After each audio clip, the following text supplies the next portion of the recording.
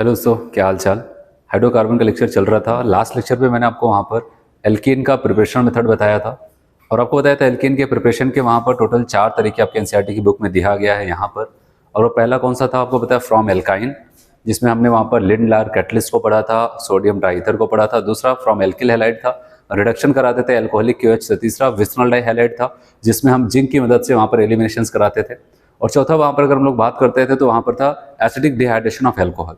ठीक, उसके बाद फिजिकल प्रॉपर्टीज भी आपको बताई थी, केमिकल प्रॉपर्टीज भी स्टार्ट हो गया था। उसमें मैंने आपको बताया था कि इनको सबसे ज्यादा जो एल्कीन वाले कंपाउंड्स होते हैं इनको एडिशन सबसे ज्यादा पसंद होता है। क्यों? क्योंकि इनके पास पाई बॉन्ड्स पाया जाता है और पाई बॉन्ड इजिली पोलराइज हो जाता है और आसानी से वहां पर लोग जाकर के जुड़ जाते थे। तो इसलिए वहां पर मैंने आपको, अगर पिछले लेक्चर पे अगर आप जाएंगे तो वहां पर हमने क्या पढ़ा था, हाइड्रोजन डाईहाइड्रोजन का H2 का एडिशन, वो आपको पता है एल्केन बना देगा। उसके बाद फिर अगर हम लोग बात करते हैं वहां पर मैंने हेलोजन का एडिशन बताया था। और हेलोजन जैसे Br2CCl4 था, Cl2 इन डार्क था। तो मैंने आपको बताया था कि जब हेलोजन वहां पर जाकर के जुड़ता था तो इलेक्ट्रोफिलिक सब्स्टिट्यूशन मैकेनिज्म के तहत जाकर के जुड़ता था और वहां पर एक और कंपाउंड्स बनता था, इसके नाम बोलता था वहां पर साइक्लिक हेलोनियम आयन। क्या बनता था? साइक्लिक हेलोनियम आयन का फॉर्मेशन होता था। फिर उसके बाद मैंने आपको बताया था Br2CCl4, जो कि हम टेस्ट फॉर अनसैचुरेशन में इसको कर सकते थे।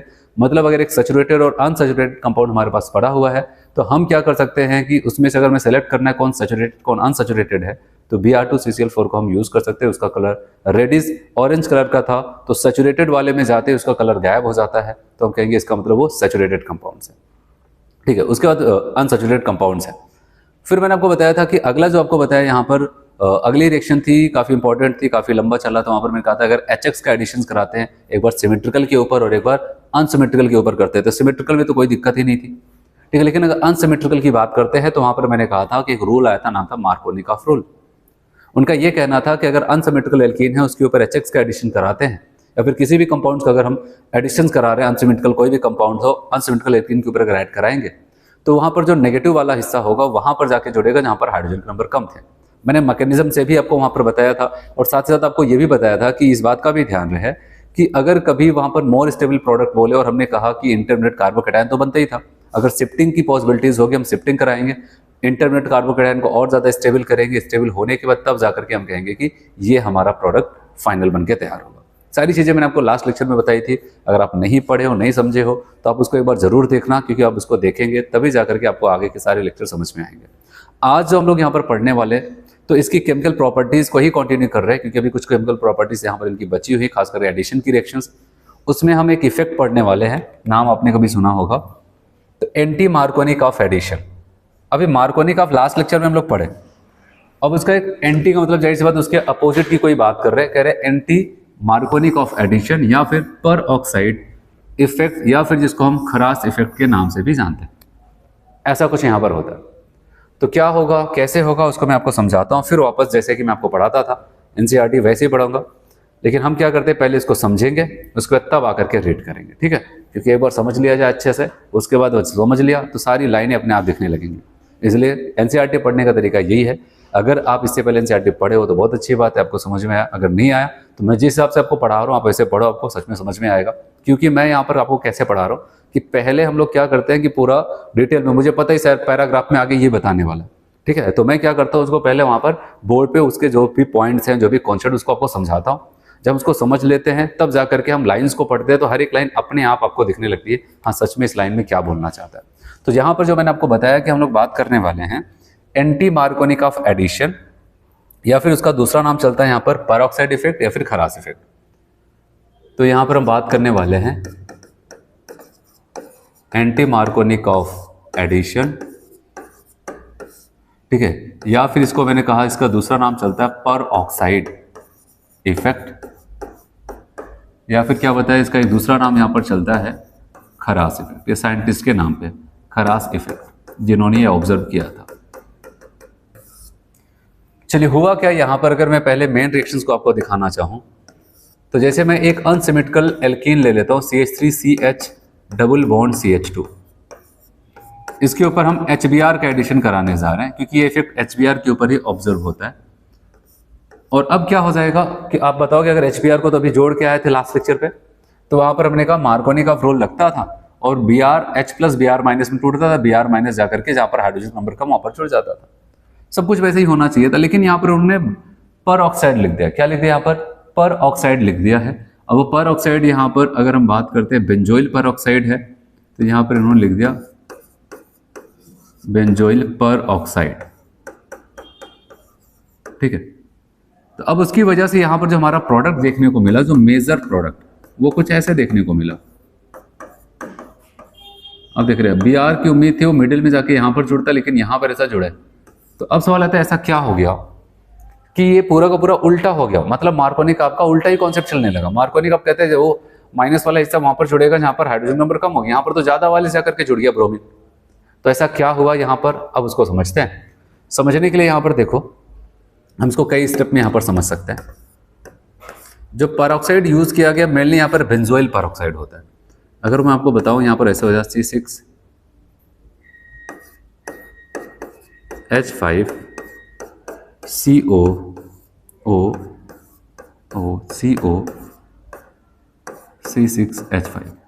ये होता है बेंजोइल परऑक्साइड। आया समझ में? क्या है ये?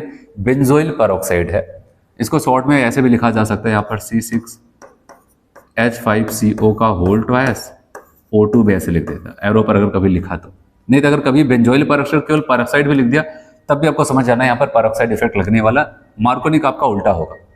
लेकिन कैसे होगा उसके मैकेनिज्म मैं आपको बता रहा हूँ। यहाँ पर मैकेनिज्म जो होगी यहाँ पर ध्यान देना, अगर एक लाइन यहाँ पर ऐड करना हो तो यहाँ पर लिख लेते हैं, जिससे कि ये इंपॉर्टेंट लाइन है।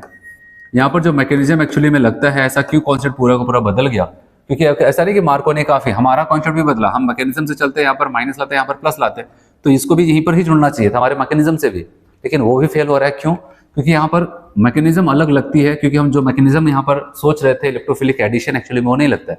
यहाँ पर कहते हैं free radical chain reaction, free radical chain reactions या फिर फ्री रेडिकल एडिशन, ऐसा कुछ होगा। क्या होगा देखते हैं। यहाँ पर होता क्या है कि जब यहाँ पर ये होता है कि आपको पता है यहाँ पर कौन सा बॉन्ड है, ऑक्सीजन ऑक्सीजन जब सिंगल बॉन्ड से जुड़े हो उसको कहते हैं पर ऑक्साइड बॉन्ड है। क्या भाई? पर ऑक्साइड। तो यहाँ पर क्या हो जाता है, पर ऑक्साइड बॉन्ड सबसे पहले ऐसा ब्रेक करता है और होमोलिटिकली ब्रेक करता है। इसमें बड़ी आसानी से होमोलिसिस हो जाता है, जैसे रिएक्शन मीडियम वगैरह लेके चलते हैं होमोलिसिस। जब होमोलिसिस होगा तब बताएंगे C6H5CO फ्री रेडिकल हो जाएगा, और यहाँ पर 2 मोल C6H5CO फ्री रेडिकल ये बन जाता है। हमने कहा तो अब इससे क्या हो जाएगा, अब इससे क्या होगा ध्यान देना, इससे क्या हो जाएगा ये हम जानना चाहते हैं ना, तो यहाँ पर ध्यान देना। जैसे ही किसी एटम के पास फ्री रेडिकल आ जाता है वो अपने बगल वाले एटम पूरा को एकदम डिस्टर्ब करके रख देता है। तो यहाँ पर भी ये ऑक्सीजन क्या है, इसको डिस्टर्ब करके रखा है, भाई बॉन्ड बना लो बॉन्ड बना लो, क्योंकि फ्री रेडिकल बहुत ही ज्यादा रिएक्टिव होता है। अब बताओ अगर फ्री रेडिकल के साथ कोई बॉन्ड बनाना चाहता है तो बॉन्ड कैसे बना सकता है? फ्री रेडिकल ही तो ला करके बॉन्ड बना सकता है। अब इस मजबूरी बस इस फ्री रेडिकल के चक्कर में इस कार्बन को अपने और यहाँ पर बेंजीन के बीच के बॉन्ड को होमोलिटिकली तोड़ना पड़ता है। जो मैं डॉट दिखा और एक्चुअली कौन है यहाँ पर, अब बताओ ये फ्री रेडिकल से एक्स्ट्रा इलेक्ट्रॉन्स है। तो अब आपको पता है कि जैसे अगर मैंने यहाँ पर ऐसा बनाया तो ये फ्री रेडिकल इस फ्री रेडिकल से जुड़ करके एक बॉन्ड बना लेगा। और अगर आप खुद ध्यान से देखें, carbon double bond oxygen double bond oxygen, मतलब क्या है, कुछ और नहीं, ये कार्बन डाइऑक्साइड ही है। क्या है? Carbon dioxide. चलो यहाँ पर कार्बन डाइऑक्साइड निकल गया, लेकिन यहाँ पर क्या बचा रह गया बताओ। अब बताओगे यहाँ पर ये तो फिनाइल फ्री रेडिकल बन जाता है। क्या बन जाता है? Phenyl free radical. बेंजीन के ऊपर फ्री रेडिकल आ गया। अब क्या होगा, अगर हम आगे बढ़ते हैं यहाँ पर देखो, फ्री रेडिकल कभी शांत नहीं बैठता है, जब तक रहता है वहां पर, ठीक है, वो बहुत इतना ज्यादा रिएक्टिव होता है कि वहां पर किसी न किसी रिएक्शंस करेगा ही करेगा। अब यहाँ पर जो C6H5 फ्री रेडिकल बना है ये भी यही चाहता है क्या किया जाए कि मेरा फ्री रेडिकल खत्म हो जाए। ठीक, तो अपने फ्री रेडिकल को खत्म करने के लिए उसको और कोई नहीं दिखाई देता है, सामने उसको दिखाई देता है कौन? HBr। कौन दिखाई देता है भाई? HBr। और HBr आपको पता है फ्री रेडिकल जिससे टकराता है उसको फ्री रेडिकल ही बना देता है। तो अब यहाँ पर क्या हो जाएगा, ये फिनाइल फ्री रेडिकल HBr के ऊपर टकराएगा और इसको कैसे तोड़ेगा? होमोलिटिकली। होमोलिटिकली तोड़ेगा तो आपको पता है बेंजीन C6H5 क्या करेगा, H+ को ले लेगा और क्या बना लेगा, अपना मस्त में बेंजीन बना लिया। अब इसको कोई टेंशन नहीं, भाई ये तो न्यूट्रल हो गया। लेकिन अब आप देख रहे हैं यहाँ पर, मतलब अब तो यहाँ पर इसका रिएक्टिविटी खत्म।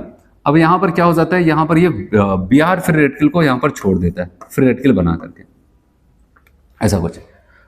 तो C6H5 फ्री रेडिकल ने H फ्री रेडिकल से मिला तो इसका फ्री रेडिकल खत्म, मतलब उतना रिएक्टिव नहीं रहा जितना पहले हुआ करता है।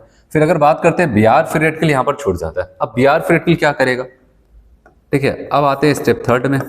अगर आपको वो रिएक्शंस याद आ रही हो, ठीक है, कौन सी रिएक्शन बताओ, जब एल्केन के ऊपर हम लोग क्या करते थे, हेलोजिनेशंस कराते, फ्री रेडिकल तो हो रहा था वहां पर। वैसे कुछ यहाँ पर भी आप देख रहे हैं, फ्री रेडिकल एक बार बन गया तो क्या करता है, फिर दूसरे से टकरा करके उसको फ्री रेडिकल बना रहे हो, उनको फ्री रेडिकल बना रहे हैं, इसलिए इसको भी कहा जाता है फ्री रेडिकल चेन मैकेनिज्म। यहाँ पर लग रही वहां पर भी यही सेम लाइन बोली गई थी, जब हम मेथेन के ऊपर क्लोरीनेशंस कराते हैं तो वहां पर मैकेनिज्म कौन सी थी, फ्री रेडिकल चेन रिएक्शंस। वैसे सेम यहाँ पर भी। अब बीआर फ्री रेडिकल को उसने छोड़ दिया, बता रहा अब बीआर फ्री रेडिकल क्या करेगा, तब इसको और कुछ नहीं दिखाई देगा, अब जाकर के एंट्री होगी हमारे एल्कीन की। देख रहे हैं यहाँ पर, अब जाकर के एल्कीन की एंट्री होगी, CH3CH डबल बॉन्ड CH2।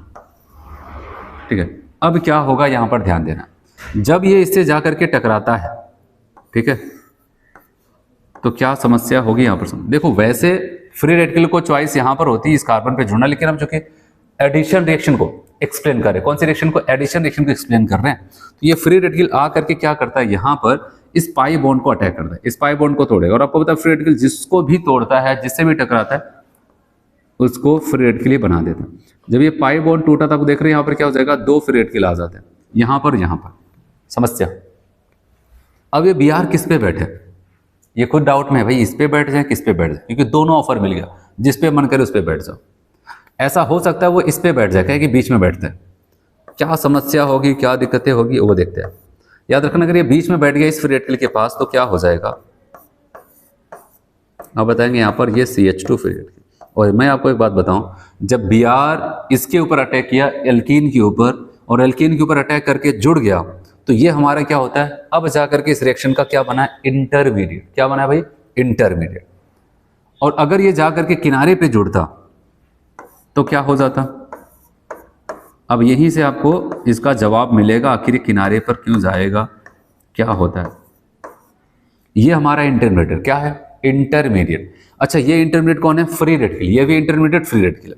ये कौन सी डिग्री के साथ है, अब बताओगे, प्राइमरी फ्री रेडिकल है कि नहीं। और ये कैसा है, अब बताओगे, ये तो भाई सेकेंडरी फ्री रेडिकल है कि नहीं। ये प्राइमरी फ्री रेडिकल और ये सेकेंडरी फ्री रेडिकल है। अगर मैं एक पल के लिए आपसे खुद पूछूं, आपको इतना तो पता ही होगा, रिएक्शन मैकेनिज्म पूरा मैंने आपको बताया, इन दोनों में से कौन ज्यादा स्टेबल होगा। और हमेशा किसी रिएक्शन में अगर फ्री वहां पर इंटरमीडिएट बन रहा है तो हमेशा ये सोचना कि वो इंटरमीडिएट हमारा ज्यादा स्टेबल हो। तो अब यहाँ पर अगर बात करते हैं प्राइमरी फ्री रेडिकल और ये सेकेंडरी फ्री रेडिकल, अगर ये बीच में जुड़ गया तो प्राइमरी, और किनारे पे जुड़ा तो सेकेंडरी। और आपको बताया, अब ऐसा कह सकते हैं, ब्रोमीन आकर के यहाँ पर जुड़ा, सब इसको कह रहे होंगे, बताओ इसको थोड़ा सा भी शर्म नहीं है, ठीक है, अपना जाकर के बीच में बैठ गया और प्राइमरी फ्री रेडिकल बना दिया, ठीक है, और इंटरमीडिएट यहाँ पर तो अनस्टेबल हो गया। और जब यहाँ पर बैठा होगा तो सब खुश हुए होंगे, देखो अपना खुद किनारे पे जा गया, लेकिन यहाँ पर इंटरमीडिएट को स्टेबल कर गया, किनारे पे जुड़ गया और इंटरमीडिएट को स्टेबल कर गया। इसी चक्कर में क्या हो जाता है कि आपको याद रखना, ये किनारे पे ही जुड़ना पसंद करता है। और अगर हम बात करते हैं ये प्राइमरी फ्री रेडिकल, हम तुरंत के तुरंत यहाँ पर साफ साफ लिख सकते हैं भाई, ये लेस स्टेबल इंटरमीडिएट होगा और ये क्या हो जाएगा, मोर स्टेबल होगा। और हमेशा से याद रखना, जो ज़्यादा स्टेबल होगा वही ज़्यादा बनेगा और उसी के साथ ही ज़्यादा प्रोडक्ट बनेगा। ये तो हो गया। अब आगे बढ़ते हैं, इनके साथ भी प्रोडक्ट बनेगा, इनके साथ भी बनेगा, लेकिन आपको पता है जो मोर स्टेबल है वही ज़्यादा बनेगा। अब यहाँ पर अगर हम बात करते हैं तो यहाँ पर आते हैं, ये जो हमारा सेकेंडरी फ्री रेडिकल है CH3, क्योंकि अभी रिएक्शन कंप्लीट नहीं हुई, आप इसको अगला स्टेप देना चाहें, 3 हो गया, चौथा स्टेप देना चाहें तो यहाँ पर दे सकते हैं, ठीक है। CH3CH फ्री रेडिकल और यहाँ पर CH2Br। भाई अभी तो फ्री रेडिकल खत्म करना है, अब क्या करेगा बताए, अब ये तो फ्री रेडिकल खुद बहुत ज़्यादा रिएक्टिव। अब ये फिर क्या कर जाता है, एक यहाँ पर HBr को और टारगेट करता है। क्या करता है, HBr को टारगेट करेगा और ये जा करके उस HBr से टकराएगा और टकरा करके H और Br के बॉन्ड को होमोलिटिकली ब्रेक करता है ऐसे, ठीक है। और H जा करके यहाँ पर जुड़ जाएगा और आप बताओगे H जा करके यहाँ पर जुड़ेगा,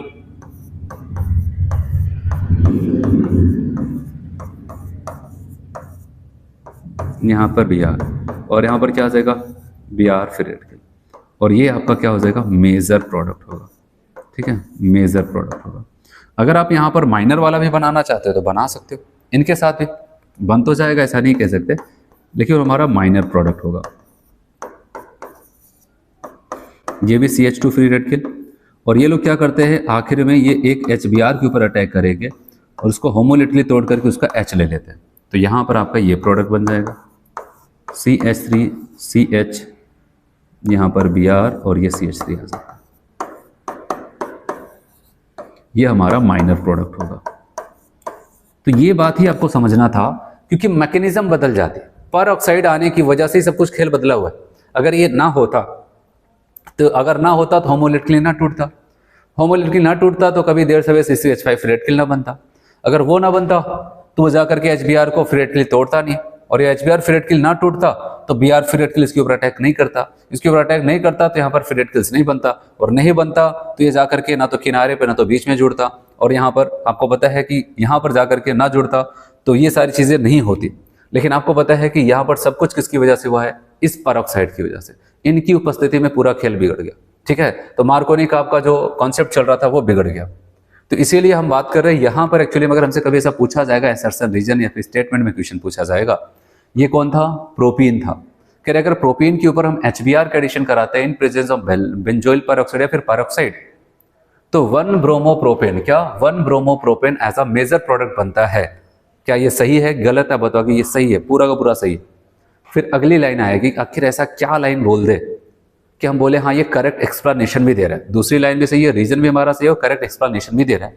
तो उसके लिए देख रहा हूँ वहां पर ये इतना पूरी लाइन थोड़ी ना बताएंगे, उनके पास तो आधा पेज चला जाएगा इन सबको बताने।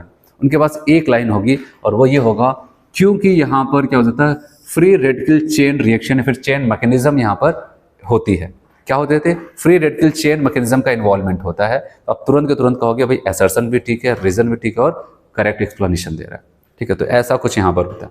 बताओ कोई दिक्कत यहाँ पर, पूरा स्टेप आपको बताया। मेन यहाँ पर ध्यान देना था हमें बहुत अच्छे से, क्योंकि ये हमारा रिएक्शन इंटरमीडिएट बन रहा है और हम हमेशा चाहते हैं भाई वो स्टेबल हो।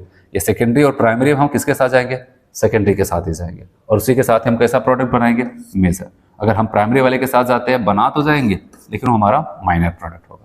आज समझ में, चलो अब इसको और समझते हैं। यहाँ पर मिटा देना इसको, सारी चीज आपको समझ में आई। अब यहीं पर कुछ बातें और करते हैं, या फिर पहले मैं आपको यहाँ पर बताता हूँ फिर रिएक्शंस पे आते हैं। ये जो पेरोक्साइड इफेक्ट की अगर बात आई है, पेरोक्साइड या फिर जो भी और नाम इसके हैं यहाँ पर, पेरोक्साइड इफेक्ट क्या सभी HX के ऊपर लगेगा, आप बताओगे, ओनली फॉर HBr। HBr के लिए ही यहाँ पर केवल पेरोक्साइड इफेक्ट लगता है। सवाल आता है क्या HCl के लिए लगेगा, तब बताओगे नहीं। तो फिर से आपसे यही पूछा जाएगा क्यों नहीं लगेगा, HCl के ऊपर क्यों नहीं लग रहा है, HI के ऊपर क्यों नहीं लग रहा है। तो उसके लिए आपकी बुक में, NCERT की बुक में क्या लगाता है बताता है, वो ध्यान देना। कह रहे हैं कि अगर हम बॉन्ड एनर्जी की बात करते हैं, बॉन्ड एनर्जी, बॉन्ड स्ट्रेंथ की बात करें, तो याद रखना यहां पर HCl की बॉन्ड एनर्जी सबसे ज्यादा, फिर HBr की होती है और HI की होती है। कहा गया तब इससे क्या दिक्कत, बॉन्ड एनर्जी से क्या लेना देना है, लेना देना। कह रहे हैं कि H और Cl, आपको पता है जब बेंजीन फिनाइल फ्री रेडिकल बना था, C6H5 फ्री रेडिकल बना था, जो मैंने वहां पर बताया था पहले स्टेप में, C6H5 फ्री रेडिकल जो बना था वो जाकर के HBr के ऊपर अटैक किया तो इसको होमोलिटिकली ब्रेक कर दिया था। ऐसे ही कह रहे हैं कि HCl के ऊपर भी इनको भेजा गया कि काम करो, जैसे तुमने क्या किया था यहाँ पर HBr को तोड़ा था, ठीक है, वैसे काम करो, जाकर के HCl को भी तोड़ दो। ये गए और गए HCl के ऊपर पूरी कोशिश की, लेकिन HCl के बॉन्ड को तोड़ ही नहीं पाए। तो यहाँ पर क्या हो जाता है, इनका बॉन्ड एनर्जी इतनी हाई होती है कि फ्री रेडिकल इसको नहीं तोड़ पाता। हमने कहा ठीक है बच गए, ये नहीं तोड़ पाया तो भाई नहीं हुआ। वहां पर कहा गया जब बॉन्ड एनर्जी इनकी वाली इनसे भी तो कम होती है। अब बताओगे हाँ ये तो बात सही है। और यहाँ पर बताया गया जब यहाँ पर C6H5 फ्री रेडिकल इनके ऊपर अटैक करेगा, ये ऐसा नहीं कि वहां पर कोई अकड़ दिखाएंगे, ये तो बड़ी आसानी से टूट जाएंगे, कहेंगे ठीक है हम टूट जा रहे हैं। तो यहाँ पर H फ्री रेडिकल और I फ्री रेडिकल तो बन जाएगा, लेकिन फ्री रेडिकल बनने से रिएक्शंस नहीं हो जाती। अगर आपको याद हो जब हम लोग वहां पर Br फ्री रेडिकल बनाए थे, मैंने कहा था ये रहा Br फ्री रेडिकल, ये जाकर किसके ऊपर अटैक कर रहा था, ठीक है, अब बताओ कि ये जाकर के अटैक कर रहा था हमारे एल्कीन के ऊपर, CH3 CH double bond CH2 इनके ऊपर अटैक कर रहा था, ठीक है ये, और जाकर के इसको होमोलिटिकली तोड़ा था, यहाँ पर फ्री रेडिकल आया था। अब वही सेम चीज हम इनसे भी कह रहे थे भाई तुम टूट चुके, काम करो, जाकर के तुम भी ऐसे किसी एल्कीन के ऊपर अटैक करो। तो आई कह रहे नहीं भाई मैं ये सब काम नहीं करूंगा, मुझे तोड़ना उड़ना नहीं है, ठीक है। तो ये जाकर के एल्कीन के ऊपर अटैक नहीं करता है, पता है क्या करता है, कहता है मैं वेट कर रहा हूं यहाँ पर, किसका वेट कर रहा है, कह रहे अपने जैसे एक और आई फ्री रेडिकल का, और जिससे कि मैं आसानी से वहां पर क्या बना लूं, I2। तो ऐसी लाइन आपके बुक में दिया है तो आपसे ऐसा पूछा जाएगा HI क्या कर जाता है, ये क्यों नहीं देता पेरोक्साइड इफेक्ट, क्योंकि HI फ्री रेडिकल क्या बना लेता है, आयोडीन मॉलिक्यूल, क्या बना लेता है, आयोडीन मॉलिक्यूल। उसको जाकर एल्कीन के ऊपर अटैक करना था, कहता नहीं, एल्कीन के ऊपर अटैक करने के बजाय वो I2 मॉलिक्यूल बनाना ज्यादा पसंद कर रहा था, इसलिए वो I2 बना देता है। HCl क्यों नहीं दिया, क्योंकि इसकी हाई बॉन्ड एनर्जी की वजह से फ्री रेडिकल इसको क्लेव नहीं कर पा रहा था, इसको तोड़ नहीं पा रहा था, इसमें क्लीवेज नहीं कर पा रहा था। तो इसलिए बताया गया कि यहाँ पर इसकी वजह से नहीं बॉन्ड एनर्जी, और यहाँ पर I2 मॉलिक्यूल का फॉर्मेशन करने लगता है, इसकी वजह यहाँ से नहीं। तो ये है आपका पेरोक्साइड इफेक्ट, खरास इफेक्ट, या फिर एडिशन, एंटी मार्कोनिक एडिशन। अब ये जो मैंने आपको बताया है, अब मैं इसको आपको रीड करा दूं।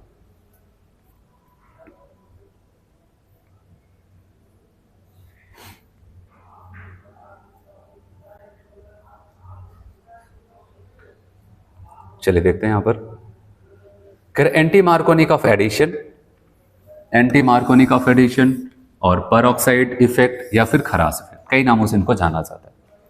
कहा गया in the presence of peroxide addition of HBr to unsymmetrical alkene like propene, अगर प्रोपीन वगैरह के ऊपर जब अनसिमेट्रिकल एल्कीन होना चाहिए, सिमेट्रिकल हुआ तो कोई दिक्कत नहीं है, तब तो वहां पर कोई इफेक्ट नहीं, ना तो मार्कोनिक का अपना एंटी मार्कोनिक का, अनसिमेट्रिकल होगा तभी दोनों इफेक्ट लगते हैं।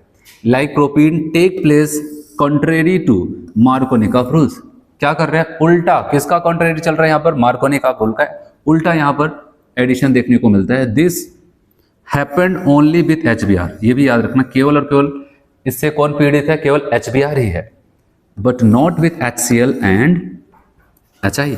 अभी इनके बारे में बताएगा। This addition reactions was observed by MS Kharasch and RFR Mayo in 1933 at the university of Chicago. तो यहां पर जो MS खरास थे उन्हीं के नाम पे तभी इनको खरास इफेक्ट भी बोल दिया जाता है।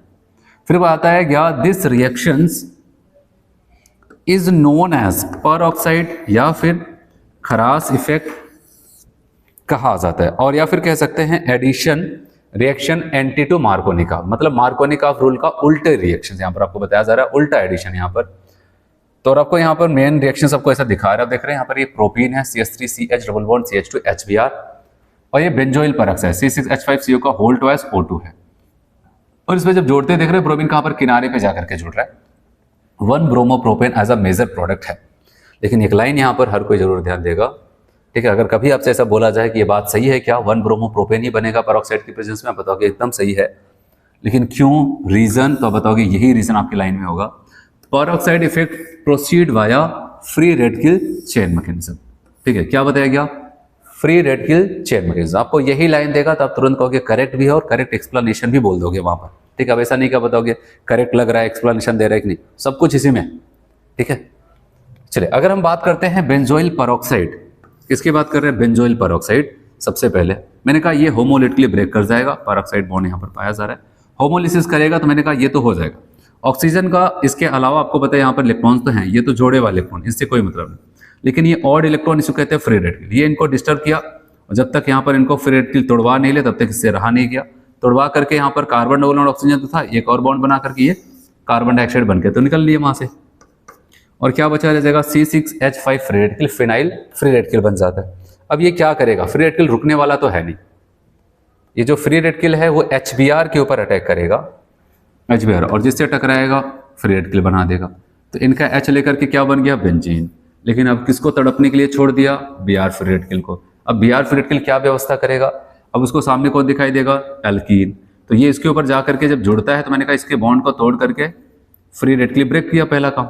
अब उसके पास ऑप्शन 2 कहां पर जुड़े, तो मैंने आपको बताया अब उसके ऊपर है कहां पर जुड़े। अगर उसको अपना इंटरमीडिएट ज्यादा स्टेबल चाहिए तो कहां पर जुड़ेगा, किनारे पे। अगर कम करना है तो बीच में जाके बैठ जाए, उसमें क्या। आपने कहा कि अगर वो बीच में जाके बैठा तो ये जो इंटरमीडिएट बन रहा है वो क्या होगा, less stable primary free radical बन जाएगा। और देख रहे हैं यहाँ पर फ्री रेडिकल, और अगर वो किनारे पे जाकर के भले जुड़ गया यहाँ पर, लेकिन उसने क्या बना दिया, खुद किनारे पे बैठा, लेकिन यहाँ पर इसको इंटरमीडिएट अच्छा स्टेबल बनाया, मोर स्टेबल सेकेंडरी रेडिकल बन जाता है। और हर कोई चाहता है कि भाई जब इंटरमीडिएट बने तो ज्यादा स्टेबल बने। अब आते हैं यहाँ पर बन तो गया, सेकेंडरी वाला ज़्यादा स्टेबल था, जो ज़्यादा स्टेबल वही ज़्यादा बनेगा। और ये क्या करता था, लेकिन अभी प्रोडक्ट थोड़ी ना बना है, अब इसके पास फ्री रेडिकल है, ये भी काफ़ी ज़्यादा रिएक्टिव है, तो अपने आप को कैसे न्यूट्रलाइज करेगा वहाँ पर, मतलब अपने आप को कैसे वहाँ पर खत्म करेगा अपने फ्री रेडिकल को, तो यहाँ पर HBr के ऊपर अटैक करता है, उससे मेनली H+ ही लेता है। आप सोच सकते हैं Br को क्यों नहीं लिया, तो यहाँ पर हम एडिशन HBr का कर उसकी मैकेनिज्म देख रहे हैं, तो उसके हिसाब से हमारे H और Br हमें इसके ऊपर जोड़ना है।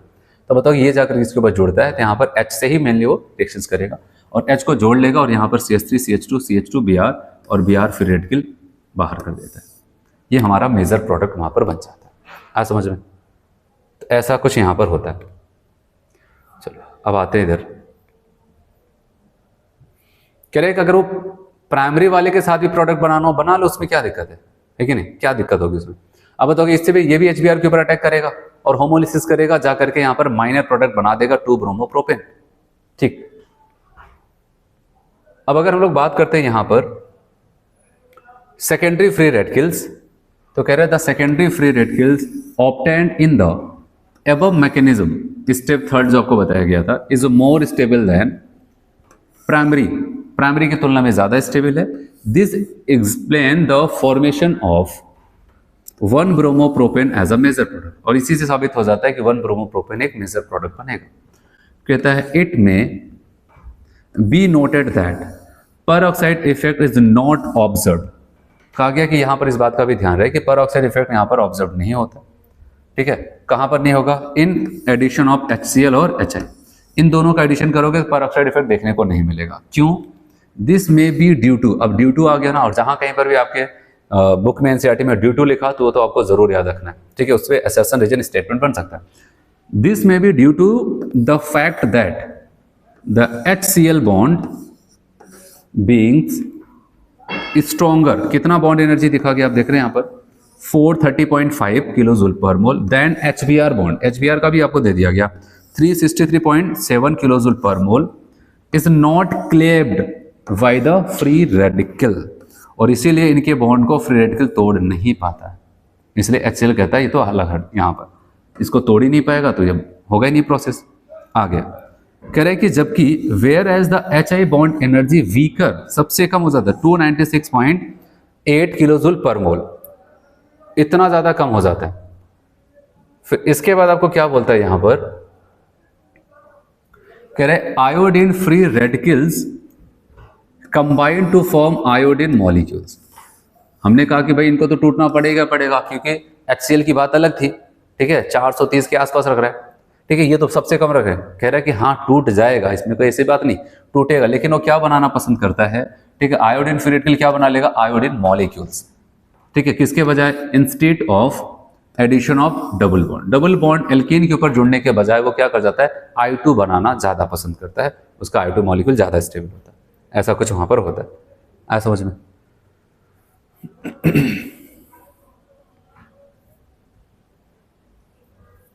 चलो यहां पर एक और चीज नोट करते हैं, फिर उसके बाद हम अगली रिएक्शंस पे आते हैं। आप इसको नोट कर सकते हैं वहां पर। अगर मान लेते हैं हमारे पास यहां पर ये CH3 CH double bond CH2 है, क्योंकि HX की रिएक्शंस यहां पर बहुत इंपॉर्टेंट है, वो हमें ध्यान देना पड़ेगा। अब मान लेते हैं यहां पर हम HBr लिखते हैं,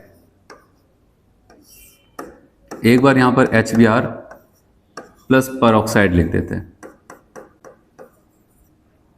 यहां पर HCl लिखा, इसके साथ परऑक्साइड लिख देते हैं, यहां पर HI लिखा, इनके साथ भी परऑक्साइड लिख देते हैं। अब क्या होगा, ध्यान से समझना। देखो अगर हम केवल HBr लिख रहे, परऑक्साइड नहीं लिखा है, तो हम बताएंगे साफ साफ क्या लगेगा, मार्कोनिकॉफ रूल मिलेगा। क्या मिलेगा, मार्कोनिकॉफ, और मार्कोनिकॉफ के हिसाब से ये प्लस रहा और ये माइनस रहा। ठीक है, माइनस वाला वहां पर जुड़ेगा जहां पर कार्बन डबल बॉन्डेड कार्बन के पास हाइड्रोजन के नंबर कम है, तो यहां पर जो हमारा प्रोडक्ट बनेगा CH3 CHBr CH3। लेकिन वही अगर HBr को परऑक्साइड के साथ लिखा तो अब बताओगे हमारा प्रोडक्ट एंटी मार्कोनिकॉफ रूल के हिसाब से जुड़ेगा, यहां पर Br। ठीक, अगर मैं वही HCl ले देता हूं और वहां पर परऑक्साइड लिख देता हूं, अब बताओ क्या होगा, मार्कोनिकॉफ की एंटी मार्कोनिक, क्योंकि यहां पर तो एंटी मार्कोनिकॉफ रूल लगा था, एडिशन लगा था। अब बताओ कि भले, क्योंकि हमें पता है HCl के साथ पेरोक्साइड काम नहीं करता, तो अब बताओ केवल और केवल कौन सा रूल लगेगा, मार्कोनिकॉफ रूल लगेगा, और ये जा करके माइनस वाला हिस्सा यहाँ पर जुड़ेगा। तो हम यहाँ पर बात करेंगे CH3 CHCl और यहाँ पर CH3। चलिए यहाँ पर आते हैं HI पेरोक्साइड, फिर से आपको डरा रहा है, लेकिन अब बताओ कि इनके साथ भी नहीं लगता है, तो हम क्या चलेंगे, क्योंकि भाई मैं केवल मार्कोनिकॉफ लगाऊंगा, तो हम चाहे जो भी लिख दो वहाँ पर। तो अब बताओ कि यहाँ पर भी मार्कोनिकॉफ के हिसाब से CH3 CHI CH3 आ जाता है। ठीक है, तो ये आपको ध्यान देना है। HCl और HI के साथ पेरोक्साइड का इफेक्ट काम नहीं करता है। ऐसा नहीं कि आप पढ़े भी हो समझे भी हो, लेकिन आपने जल्दबाजी में वहाँ पर, ठीक है, HBr पेरोक्साइड वाला इफेक्ट लगा दिया, उसको किनारे पे छोड़ दिया, तो आप गलत हो जाओगे। केवल HBr ही ऐसा काम करता था। ठीक, चलिए अब अगली रिएक्शंस की अगर बात करते हैं हम लोग यहाँ पर, नेक्स्ट नंबर की जो रिएक्शंस है वो आपको यहाँ पर क्या बताता है, 4th नंबर का एडिशन ऑफ सल्फ्यूरिक एसिड। अगर सल्फ्यूरिक एसिड का एडिशन कराना है तो मैं आपको बताऊं यहाँ पर हमें क्या करना है। सल्फ्यूरिक एसिड का अगर एडिशन कराना है तो मेन रिएक्शंस करते हैं, फिर यहाँ पर पढ़ते हैं। तो याद रखना कि अगर हमारे पास यहाँ पर कोई एल्कीन है, मान लेते हैं अनसिमेट्रिकल ले लो। देखो अब हमने पूरा कॉन्सेप्ट पढ़ लिया एडिशन का, मैंने आपको बताया वहाँ पर। तो बस आपको बस एक ही चीज़ चाहिए, पता है क्या, ये सब समझने के बाद पेरोक्साइड इफेक्ट वाला छोड़ को इसके अलावा जितना भी आपको बताया, तो बताइए कि यहाँ पर जो H2SO4 जुड़ता है या फिर और किसी को भी जोड़ने का मन हुआ, तो बस आपके पास एक लाइन होनी चाहिए कि भाई हम जिसको जोड़ने जा रहे हैं वो कैसे टूटता है। बस ये अगर हमें कोई बता दे तो हमें कोई दिक्कत नहीं। जैसे H2SO4 को हम इसके ऊपर जोड़ने जा रहे हैं, ये भी एडिशन ही करेगा, लेकिन हमें पता होना चाहिए टूटता कैसे। ये H+ और अब बताओगे HSO4-। अगर अनसिमेट्रिकल है तो मार्कोनिकॉफ रूल लगा लो। अच्छा, HSO4- को ऐसे भी लिख देते हैं O- SO2OH, बात एक ही है। टोटल देख रहे हैं, एक हाइड्रोजन है, ऑक्सीजन कितने हैं, 4, 2 3 और 1 4, एक सल्फर है। ऐसे भी आपको लिखा मिल सकता है, ऐसे भी मिल सकता है। अच्छा, ऐसे क्यों लिखता है अगर मैं यहाँ पर जल्दी से आपको बता दूं, क्योंकि H2SO4 ऐसे कुछ होता है।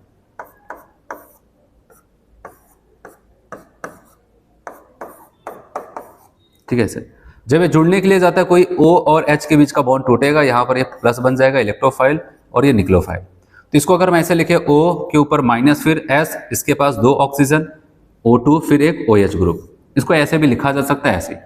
अब याद रखना यहाँ पर ज़्यादा कुछ नहीं करना है, क्योंकि HX पे हमने बहुत डिटेल में सारी चीज़ें पढ़ी हैं। तो अब मार्कोनिकॉफ के हिसाब से चलोगे तो माइनस वाले हिस्से को कहाँ जोड़ना पड़ेगा, जहाँ पर हाइड्रोजन के नंबर कम होंगे। ठीक है, प्लस वाले हिस्से को वहाँ पर जोड़ेंगे जहाँ पर हाइड्रोजन नंबर ज़्यादा, या फिर आपको बताए ऐसा कुछ। तो अब यहाँ पर क्या हो जाता है, HSO4 आ रहा है, या फिर हम मैकेनिज्म से चले, हम कहेंगे बॉन्ड ऐसे टूटेगा, यहाँ पर माइनस और यहाँ पर प्लस आएगा, ये जाकर के इनसे जुड़ेगा और ये जाकर के इनसे जुड़ेगा, तो हमारा जो प्रोडक्ट बनेगा वो ऐसे होगा CH3 यहाँ पर CH, और इस पर आकर क्या जुड़ जाएगा, यहाँ पर आप बताओगे HSO4-, या फिर ऐसे भी लिखते, कुछ भी लिखे, याद रखना ऐसा नहीं कि HSO4- की आपको आदत पड़ी या आगे आप भूल गए पता नहीं क्या लिखा गया। तो दोनों लिखा जा सकता है, बुक में ये भी लिखता है, ये भी लिखता है। अब इनसे जाकर के H जुड़ गया, ये आ सकता है ऐसे कुछ, ऐसा समझ में। तो ये सारी चीजें वहां पर है। तो कहने का मतलब अब जिसको भी जोड़ना है वहां पर आपको ये ध्यान देना। अच्छा, कल को यहाँ पर अगर आपने देखा कि सेकेंडरी कार्बोकैटायन बना, क्योंकि यहाँ पर भी 2 स्टेप में होगा, जैसा सब कुछ बताया HBr का आपको बताया था अनसिमेट्रिकल के ऊपर HX का, वैसे ही सब जगह लगाना। पहले H+ जाएगा तो यहाँ पर माइनस, यहाँ पर प्लस, यहाँ पर जुड़ जाएगा, सेकेंडरी कार्बोकैटायन बनेगा। और आपको बताया सेकेंडरी कार्बोकैटायन और ज्यादा अपने आपको स्टेबलाइज नहीं कर सकता है, इसलिए आप यहाँ पर इसको ला करके जोड़ देते हैं। ठीक है, चलो एक एग्जाम्पल और ही बताई देते हैं आपको, क्योंकि शिफ्टिंग का भी आपको ध्यान देना अगर कभी मेजर प्रोडक्ट की बात करता है तो।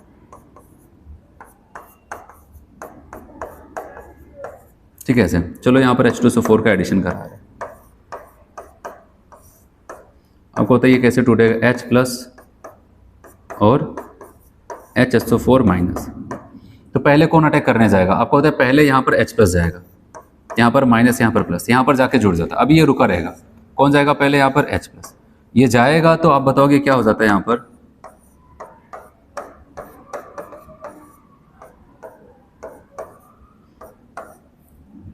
यहाँ पर सेकेंडरी कार्बोकैटायन बनेगा, और यहाँ पर आप बताओगे यहाँ पर CH2 था, CH3 हो जाएगा। अभी क्या होगा, आपको क्या बताया था पिछले लेक्चर पे, कहा था ये काफी इंपॉर्टेंट है, मेजर प्रोडक्ट पूछ रहा है, तो ये सेकेंडरी कार्बोकैटायन। मैंने कहा अगर कार्बोकैटायन इंटरमीडिएट बन रहा है थोड़ा सा रुको, जल्दबाजी मत करो कि माइनस वाले को भी जोड़ दे। तो अब आप बताओगे यहाँ पर क्या हो जाता है, अगर ये शिफ्ट हो जाता है यहाँ पर तो काम बन जाता है, सेकेंडरी से टर्सरी हो जाता है। तो शिफ्ट करने के लिए मैंने पिछले लेक्चर में आपको पूरा बताया था, हाइड्राइड शिफ्ट कैसे इसको अपनी तरफ अट्रैक्ट करेगा और प्लस चार्ज यहाँ पर जनरेट हो जाएगा। और जब प्लस चार्ज यहाँ पर जनरेट हो जाएगा तो आप बताओगे अब सेकेंडरी से क्या हो जाएगा, टर्सरी, और उसी पे जाकर के ये जुड़ जाएगा। तो ये फाइनली आप बताओगे प्लस चार्ज यहाँ पर आ जाता है, ये यहाँ पर जाएगा और इसी पे जाकर के आपका HSO4 आकर के जुड़ जाएगा, और यहाँ पर H गया था, यहाँ पर CH तो था, एक H और हो जाएगा, अब बताओगे CH2 CH3। तो मेरा यहाँ पर बताने का मतलब ये था कि अगर कभी शिफ्टिंग वुफ्टिंग की जरूरत पड़ी तो कर लेना, ठीक है। और कैसे पता चलेगा कि करना है कि नहीं करना है, तो मैंने क्या बताया, पहले कार्बोकेटायन जो भी हमारा इलेक्ट्रोफाइल उसको अटैक करा दो, तो वो जाकर के माइनस वाले से जुड़ जाएगा, अब बन जाएगा कार्बोकेटायन। और कार्बोकेटायंस बना है तो थोड़ा सा रुको, रुकने के बाद अगर आपको लगता है इधर उधर एक कदम इधर उधर जाने पर आपको शिफ्टिंग ज़्यादा, शिफ्टिंग से उसकी डिग्री बढ़ रही है, स्टेबिलिटी बढ़ रही है, तो हम करेंगे तब जाकर के नाइन वाले को बुलाएंगे। जैसे अब यहाँ पर था, अब आपको तो यहाँ पर जब H+ यहाँ पर जुड़ गया होगा तो आपको पता है यहाँ पर क्या हो जाएगा, CH3 CH+, और क्या आ जाएगा CH3, ऐसा कुछ हो जाता है। बताओ ये सेकेंडरी कार्बोकेटायन। अब क्या अपने अंदर शिफ्टिंग करेगा, करके देख लो ना, यहाँ पर भेजोगे तो क्या हो जाएगा, प्राइमरी बन जाएगा, यहाँ पर भेजा तो प्राइमरी, इसको पता है भाई जितना है उतने में खुश है, और ज़्यादा करने के चक्कर में पता चला कि वहाँ पर कम हो जाएंगे, इसलिए यहाँ पर शिफ्टिंग नहीं, फिर मैंने माइनस को भी यहाँ पर जोड़ दिया, मार्कोनी का। लेकिन यहाँ पर मैंने कहा अगर मेजर प्रोडक्ट की डिमांड कर रहा है और हमने कहा भी सेकेंडरी कार्बोकेटायन है, अगर हम थोड़ा सा दिमाग लगा कर इसको टर्शरी कर सकते हैं, तो यहाँ पर हम क्या करते हैं, कहेंगे हाँ करो टर्शरी, तब जा करके उसको बुलाओ, ये होता है। चलो यहाँ पर रीड करते क्या बोला गया, एडिशन ऑफ सल्फ्यूरिक एसिड, कह रहे कि cold concentrated sulfuric acid add to alkene in according with किसके हिसाब से, Markovnikov rules to form alkyl halide alkyl hydrogen sulfate by the कौन सा एडिशन, इलेक्ट्रोफिलिक एडिशन, क्योंकि पहले जुड़ने के लिए कौन जा रहा है H+, तो इलेक्ट्रोफिलिक एडिशन रिएक्शंस का ही एग्जांपल है ये भी। वैसे भी मैं आपको बता दूं एल्कीन के ऊपर मैक्सिमम जो एडिशंस होता है वो सबके सब कौन है, इलेक्ट्रोफिलिक एडिशन, ठीक है। मेनली एक दो फ्री रेडिकल हो जाते हैं, नहीं तो इसके अलावा सबके सब क्या हो जाता है, इलेक्ट्रोफिलिक एडिशन होता है। चलो इसके रिएक्शंस देखते हैं उन्होंने जो बुक में बताया। अब जो भी जोड़ना होगा बस आपको ये पता होना चाहिए, हमें पता चल जाए टूटता कैसे, उसके बाद आप जोड़ते जाओ। चलो ये रिएक्शन आपको यहां पर बताया गया है, ये एक एल्कीन है, हालांकि सिमेट्रिकल है, कोई दिक्कत नहीं। और यहां पर क्या कर रहे हैं वो लोग, H2SO4 को जोड़ रहे हैं, कहा गया ये ऐसे पूरा पूरा H2SO4 ओपन करके दिखाया गया, ये प्लस और ये माइनस होगा, ठीक है। तो आपको पता है ये सिमेट्रिकल है तो आपको कोई दिक्कत नहीं, आप बॉन्ड को जैसे मन करे वैसे तोड़ सकते हैं, यहाँ पर माइनस ला दो, यहाँ पर प्लस ला दो, तो ये जा करके इनसे जुड़ जाएगा और ये जा करके इनसे जुड़ जाएंगे। तो आपका यहाँ पर CH3CH, CH2 था CH3 हो जाएगा, और CH से कौन जुड़ जाएगा, यहाँ पर OSO2OH, ठीक है। और कह रहे हैं कि आप इसको ऐसा शॉर्ट में भी लिखना चाहें तो OSO2OH को लिख सकते हैं यहाँ पर HSO4-, ठीक है, इथाइल हाइड्रोजन सल्फेट बन जाता है। अब प्रोपीन के ऊपर भी आपको बता रहे, कह रहे कि आप यहाँ पर भी देख सकते हो, CH3CH+CH2 था, जैसे मैंने आपको बताया, बीच में आ जाएगा OSO2OH, तो ये भी पता होना चाहिए कि क्या आ रहा है वहाँ पर, प्रोपाइल हाइड्रोजन सल्फेट बन जाता है। एडिशन ऑफ वाटर, ठीक है, अब वाटर का एडिशन करके यहाँ पर देखने वाले, और वाटर का भी एडिशन सब कुछ वही है जैसे मैंने आपको बताया है, यहाँ पर मैं फिर से बता देता हूँ एक बार, जैसे HX का एडिशन बताया था वैसे सेम यहाँ पर भी वाटर का एडिशन। नेक्स्ट रिएक्शन यहाँ पर अगर हम बात करते हैं, एडिशन ऑफ वाटर,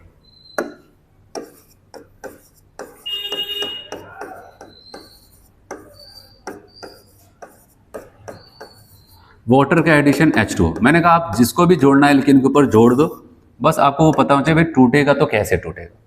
अब जैसे वाटर का अगर मैं आपको बताऊँ, यहाँ पर सबको बताया वाटर H+OH- में टूटेगा। अब एग्जाम्पल से अगर हम लोग इसको देखें, CH2 डबल बॉन्ड CH2 है, अगर इसको वाटर का एडिशन कराएं, अच्छा आपको पता है वाटर क्या हो जाता है हमारा, एक बहुत ही weak, very very weak electrolytes है, ये टूटेगा थोड़ी ना जल्दी अपने आयंस में, क्योंकि बहुत ही ज्यादा वीक इलेक्ट्रोलाइट्स होता है, लेकिन हम चाहेंगे टूटे, तो इसलिए हम यहाँ पर एज अ कैटलिस्ट क्या यूज करते हैं, H+, ठीक है, ऐसा कुछ होगा। और ये आपको मैकेनिज्म मिलेगी, लेकिन मैकेनिज्म कहाँ पर मिलेगी, अल्कोहल प्रिपरेशन में, तब मैं आपको वहां पर इसको बताऊंगा। लेकिन अभी के लिए जैसे मैं आपको बता रहा हूँ वैसा आप समझो, ठीक है, H+ और OH- में टूट जाएगा। और आपको बताइए बॉन्ड यहाँ पर क्या हो जाता है, सिमेट्रिकल एल्कीन है तो कोई टेंशन नहीं, किसी पे प्लस किसी पे माइनस जोड़ दो। लो मैंने बॉन्ड को ऐसे तोड़ा, यहाँ पर माइनस और यहाँ पर प्लस। वैसे आपको पता है ये भी इलेक्ट्रोफिलिक एडिशन, पहले ये जाके जुड़ेगा, पहले ये, ठीक है, कई बार बता चुका, इसलिए अब यहाँ पर आपको ऐसा शॉर्ट में बता रहा हूँ, फिर जा करके ये जुड़ेगा ऐसे। तो पहले ये जुड़ा, यहाँ पर CH3 बना, फिर यहाँ पर क्या हो जाएगा, CH2+ आएगा, इससे जाकर के ये जुड़ जाएगा CH2OH। ऐसा कुछ हो जाता है। ठीक है, फिर नेक्स्ट अगर हम लोग यहाँ पर बात करते हैं, एक और एग्जांपल बता देता हूँ मैं आपको। शिफ्टिंग का केस यहाँ पर भी होगा, सब जगह होगा। ठीक है, अगर ज़रूरत पड़े तो आप शिफ्टिंग करेंगे, लेकिन यहाँ पर एसिडिक मीडियम इसकी रिएक्शंस करा रहे हैं। आप बताओगे कौन से रूल को फॉलो करेगा ये लोग? मैंने तो आपको मैकेनिज्म बताया, लेकिन रूल्स की बात आएगी तो मार्कोनिकॉफ रूल। अगर अनसिमेट्रिकल है तो मार्कोनिकॉफ। तो आप ऐसे भी कर सकते हैं, बॉन्ड टूटेगा तो यहाँ पर माइनस, यहाँ पर प्लस आएगा। ठीक है और अगर यहाँ पर इसको देखते हैं तो ये वाला प्लस वाला यहाँ पर जुड़ेगा और माइनस वाला यहाँ पर। मार्कोनिकॉफ ये कहते थे भाई जहाँ पर हाइड्रोजन नंबर कम हो वहीं पर माइनस वाले को तोड़ दो, जोड़ दो। और हमें वैसे भी पता अगर मैकेनिज्म के हिसाब से चलेगी, बॉन्ड ऐसे टूटेगा, यहाँ पर माइनस यहाँ पर प्लस, क्योंकि इसके बगल में कौन है, प्लस आई है। ठीक है, इंडक्टिव इफेक्ट की वजह से इसको स्टेबल करेगा। तो सारी बातें आपको बताया जा चुका है, बस प्रोडक्ट लिखता हूँ मैं यहाँ पर CH2CHOH, यहाँ पर CH3। तो ये इतनी एडिशन रिएक्शन आपकी बुक में बताई गई। ठीक है, लेकिन इसके अलावा अगर बाई चांस आप कोई बुक लगा रहे हो, कुछ भी आपको ऐसा देखने को मिलता है, तो आपको वहाँ पर भी आप ऐसा समराइज कर सकते हैं। जैसे कि आपको सबसे पहले मैंने कहा जिसको भी जोड़ना है उसको तोड़ना आना चाहिए। जैसे HX है तो कैसे टूटेगा, H प्लस और X माइनस में। ठीक है, HX वाले हो जाते हैं। और यहाँ पर मैंने आपको बताया वाटर का भी आपको पता चला वो कैसे टूटता है, H प्लस OH माइनस, है कि नहीं।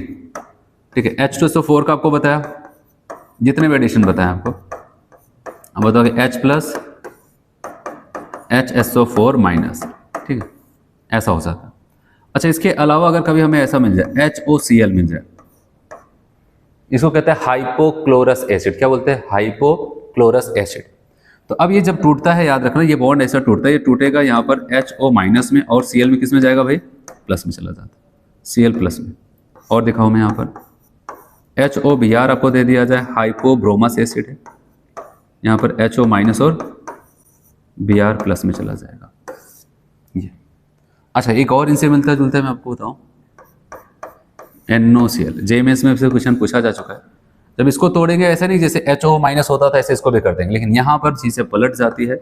याद रखना NO प्लस और Cl माइनस में टूटेगा, क्योंकि अगर आप सही तोड़ पाएंगे कि कौन प्लस वाला हिस्सा कौन माइनस वाला है, तब आप सही जगह पर जाकर के जोड़ सकते हैं। तब मार्कोनिकॉफ रूल लगाना है, क्या लगाना है आप बता सकते हो वहाँ पर। ठीक है, ऐसा कुछ यहाँ पर हो जाता है। अगर कभी अमोनिया मिल जाए, अमोनिया को ऐड करने की बात आ जाए, याद रखना ये NH2 माइनस H प्लस में जाता है। अगर कभी H2S मिल जाए, ये सब मिलेगी बहुत रेयर, शायद ना ही मिले। ठीक है, लेकिन मैंने आपको बताया जो आपके बुक में था वो मैंने आपको बताया, लेकिन इसके अलावा अगर कोई बुक लगा रहे हो कहीं पर आपको मिलता है तो याद रखना यहाँ पर HS माइनस और क्या हो जाएगा H प्लस, ऐसे टूट जाता है। तो ये सारी चीज़ें वहाँ पर होंगी कि अगर एडिशन और कुछ प्रोडक्ट्स कम करते हैं यहाँ पर, ये तो लगभग रेंडमली पूछा जाता रहता है JMS वगैरह में, तो याद ध्यान देना। इसके अलावा भी मैंने आपको बताया, तो एक बार देख लेना क्या होगा वहाँ पर। ठीक है, अब रेट करें।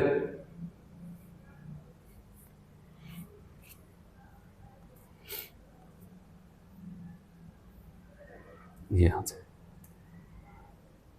Addition of water, addition of water की बात करता है in the presence of a few drop of concentrate sulphuric acid.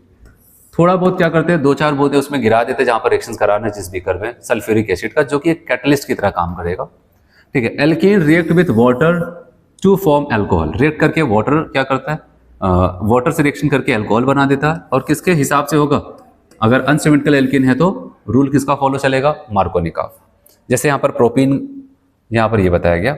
ठीक है, अनसिमेट्रिकल एल्कीन है, 2 मेथाइल प्रोपीन है, तो हमने कहा अनसिमेट्रिकल है। यहाँ पर हाइड्रोजन का नंबर 1 है जबकि यहाँ पर 2 है, तो कम यहाँ पर ही माना जाएगा। अब बताओ कि इसको हम तोड़ेंगे H प्लस और OH माइनस में, तो वैसे नियम के हिसाब से पहले ये अटैक करेगा फिर ये करेगा, लेकिन अब हम सब कुछ पता है तो माइनस वाले को कहाँ पर जोड़ेंगे, यहाँ पर हाइड्रोजन नंबर कम हो गया। ठीक है, यहाँ पर, या फिर हमें मैकेनिज्म पता है कि अगर हम इस बॉन्ड को तोड़ेंगे तो यहाँ पर माइनस और यहीं पर ही प्लस आना चाहिए, क्योंकि बगल में 2 एल्काइल ग्रुप है, इसको स्टेबल करेंगे। तो मैकेनिज्म भी यूज करोगे तो यहाँ पर आएगा 2 मेथाइल प्रोपेन 2 ऑल बन के तैयार हो जाता है। ठीक, तो ऐसा कुछ यहाँ पर आपको बताएंगे। तो अभी तक जितनी रिएक्शंस मैंने आपको बताई ये सब के सब क्या थे, एडिशन। एल्केन में कौन कौन सा एडिशन बताया एक बार फिर से बताओ, डाई हाइड्रोजन का एडिशंस और Br2 का एडिशन, मतलब हेलोजन का एडिशन, Br2 Cl2 का एडिशन। फिर तीसरा जो आपको पिछले लेक्चर पर बताया था वो कौन सा था, HX का एडिशन था, मतलब HBr HI था। उसमें मैंने कहा था HI सबसे ज़्यादा रिएक्टिव, फिर HBr सबसे कम HCl होगा। फिर उसके बाद आपको यहाँ पर HBr का एडिशन प्रेजेंस ऑफ पेरोक्साइड बता दिया। फिर आपको क्या बताया वहाँ पर, सल्फ्यूरिक एसिड का एडिशन बताया, H+HSO4- बताया, फिर वाटर का एडिशन बताया। इतने सारे एडिशन हम लोग वहाँ पर पढ़े। अब एडिशन से अब बाहर निकलते हैं, अब बढ़ते हैं ऑक्सीडेशन की तरफ। कहाँ पर बढ़ते हैं? ऑक्सीडेशन। तो चलो अब ऑक्सीडेशन को देखते हैं। यहाँ पर ऑक्सीडेशन में आपको बताता हूँ, फिर रेट करते हैं ना। नेक्स्ट रिएक्शन जो आपको यहाँ पर बताता है, शायद जो भी होगा नंबर उसका, तो आपको कहता है वहाँ पर ऑक्सीडेशन। ठीक है, यहाँ पर कौन सा नंबर? 6 नंबर का। ठीक है, ऑक्सीडेशन 6 नंबर की रिएक्शन यहाँ पर आपको बताता है ऑक्सीडेशन।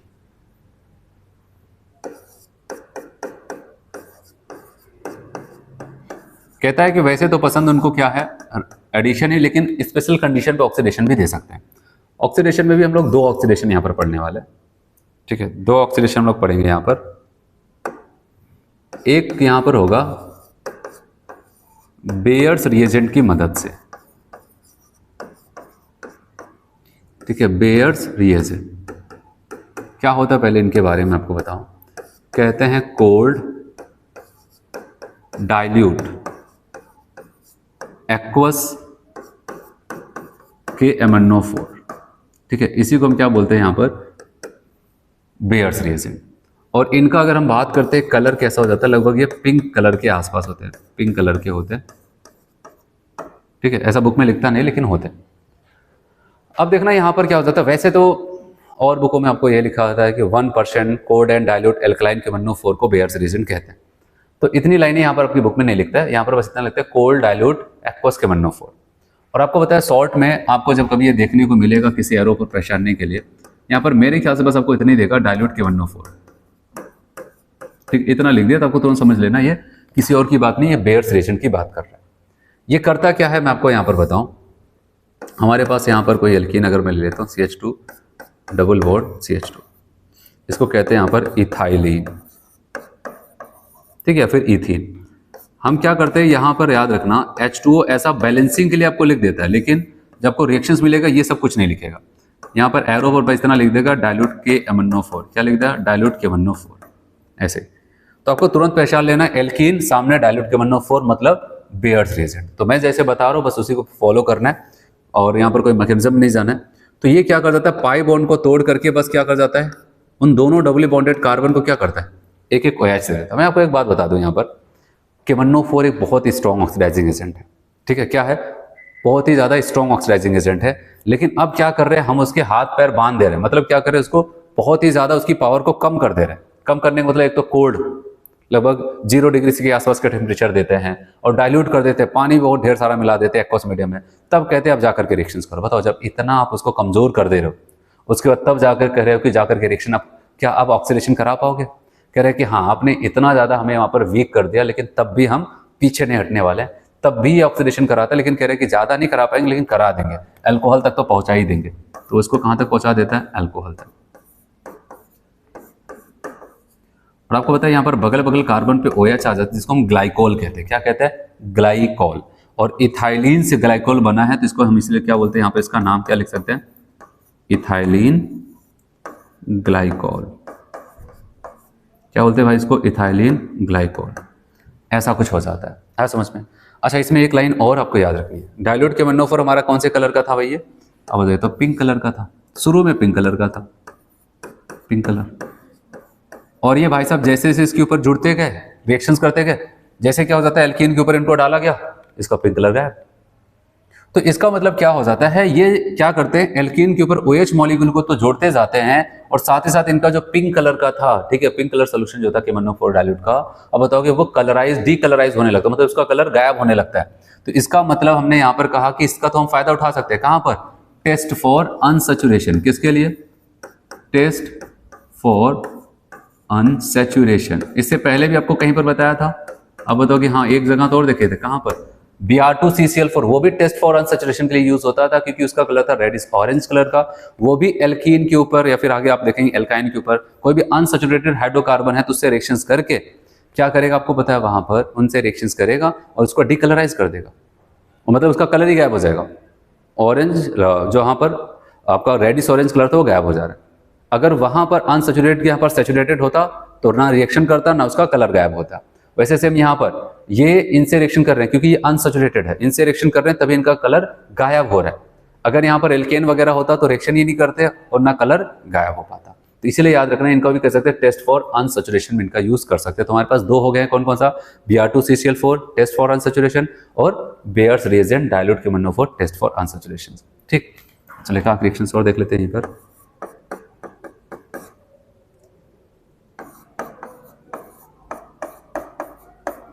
बस सिंपल सा ही काम कर रहे हैं।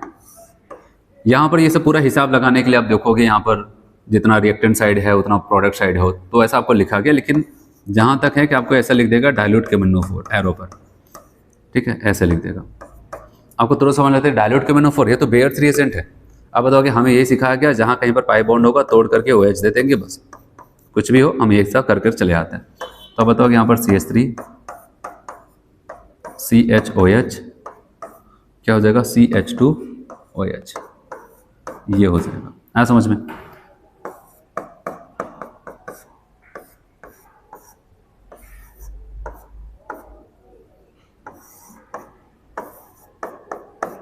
डाइल्यूट KMnO4 ऐसा लिख दिया, क्योंकि डाइल्यूट KMnO4 लिख दिया मतलब वाटर तो है ही वहाँ। क्या करोगे बताओ, क्या समझाया आपको? पाई बॉन्ड दिख रहा है, तोड़ो, बदले में क्या देना है, OH। जिन दो कार्बन बीच में पाई बॉन्ड है उसको तोड़ करके OH दे दो, बस काम खत्म।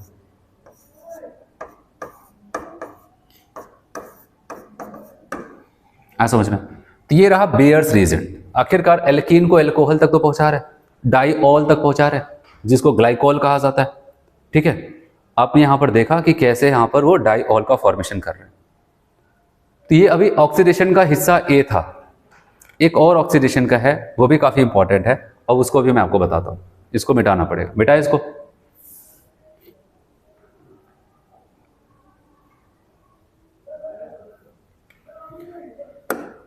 चलो, ऑक्सीडेशन में जो बी हिस्सा है, यहां पर अब हम यूज करने वाले हैं स्ट्रॉन्ग ऑक्सीडाइजिंग एजेंट।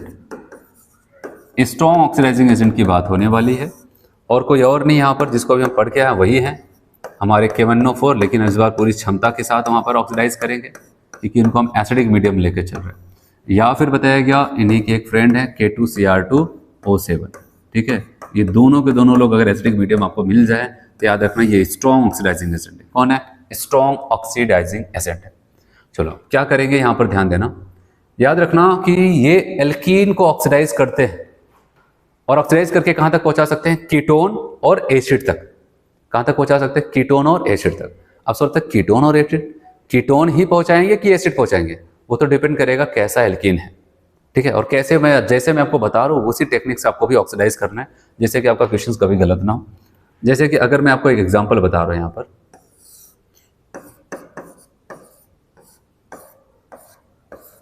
हमारा एल्कीन कैसा भी हो सकता है। ये रहा एक एल्कीन है और हमें एरो पर देखने को मिला कि यहां पर लिखा गया है KMnO4 एसिडिक मीडियम, ऐसा कुछ।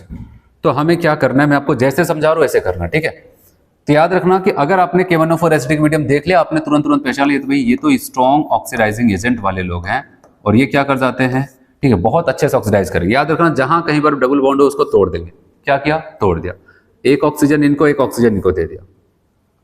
अच्छा, एक ऑक्सीजन इनको मिला, डबल बॉन्ड इनका नुकसान हुआ तो उसके बदले में ऑक्सीजन मिलता है, तो डबल बॉन्ड से ऑक्सीजन जुड़ जाएगा। अब प्रोडक्ट क्या होगा देखना, यहाँ पर CH3 C, यहाँ पर CH3। अब ये डबल बॉन्ड क्या हो जाएगा? ऑक्सीजन। आया समझ में? Double bond oxygen. अब यहाँ पर क्या हो जाएगा? CH3। ठीक है, यहाँ पर एक हाइड्रोजन एक्स्ट्रा हो गया ना यहाँ पर। ठीक है, अब आप बताओगे यहाँ पर क्या था? CH3CHO। अब बताओगे CH3CHO, जिसको क्या बोलेंगे यहाँ पर? एल्डिहाइड। CH3CHO। एक चीज याद रखना, यहां पर ये क्या बना है हमारा? कीटोन, और ये बना है एल्डिहाइड। कैसे बनाया? मैंने कहा सिंपल से कॉन्सेप्ट लगाना, जहां कहीं डबल बॉन्ड हो तोड़ो, ऑक्सीजन पकड़ा। तो अब आपको याद रखना है एल्कीन पे अगर आप ऐसा कभी भी करोगे, या तो एल्डिहाइड बनेगा या तो कीटोन बनेगा, इसके अलावा कुछ नहीं बनेगा। अगर आप ये टेक्निक यूज करते हैं, डबल बॉन्ड तोड़ करके ऑक्सीजन पकड़ा दिया, तो ऐसे यहां पर किया गया। अब याद रखना कीटोन का फर्दर ऑक्सीडेशन नहीं होता। क्या बताया मैंने?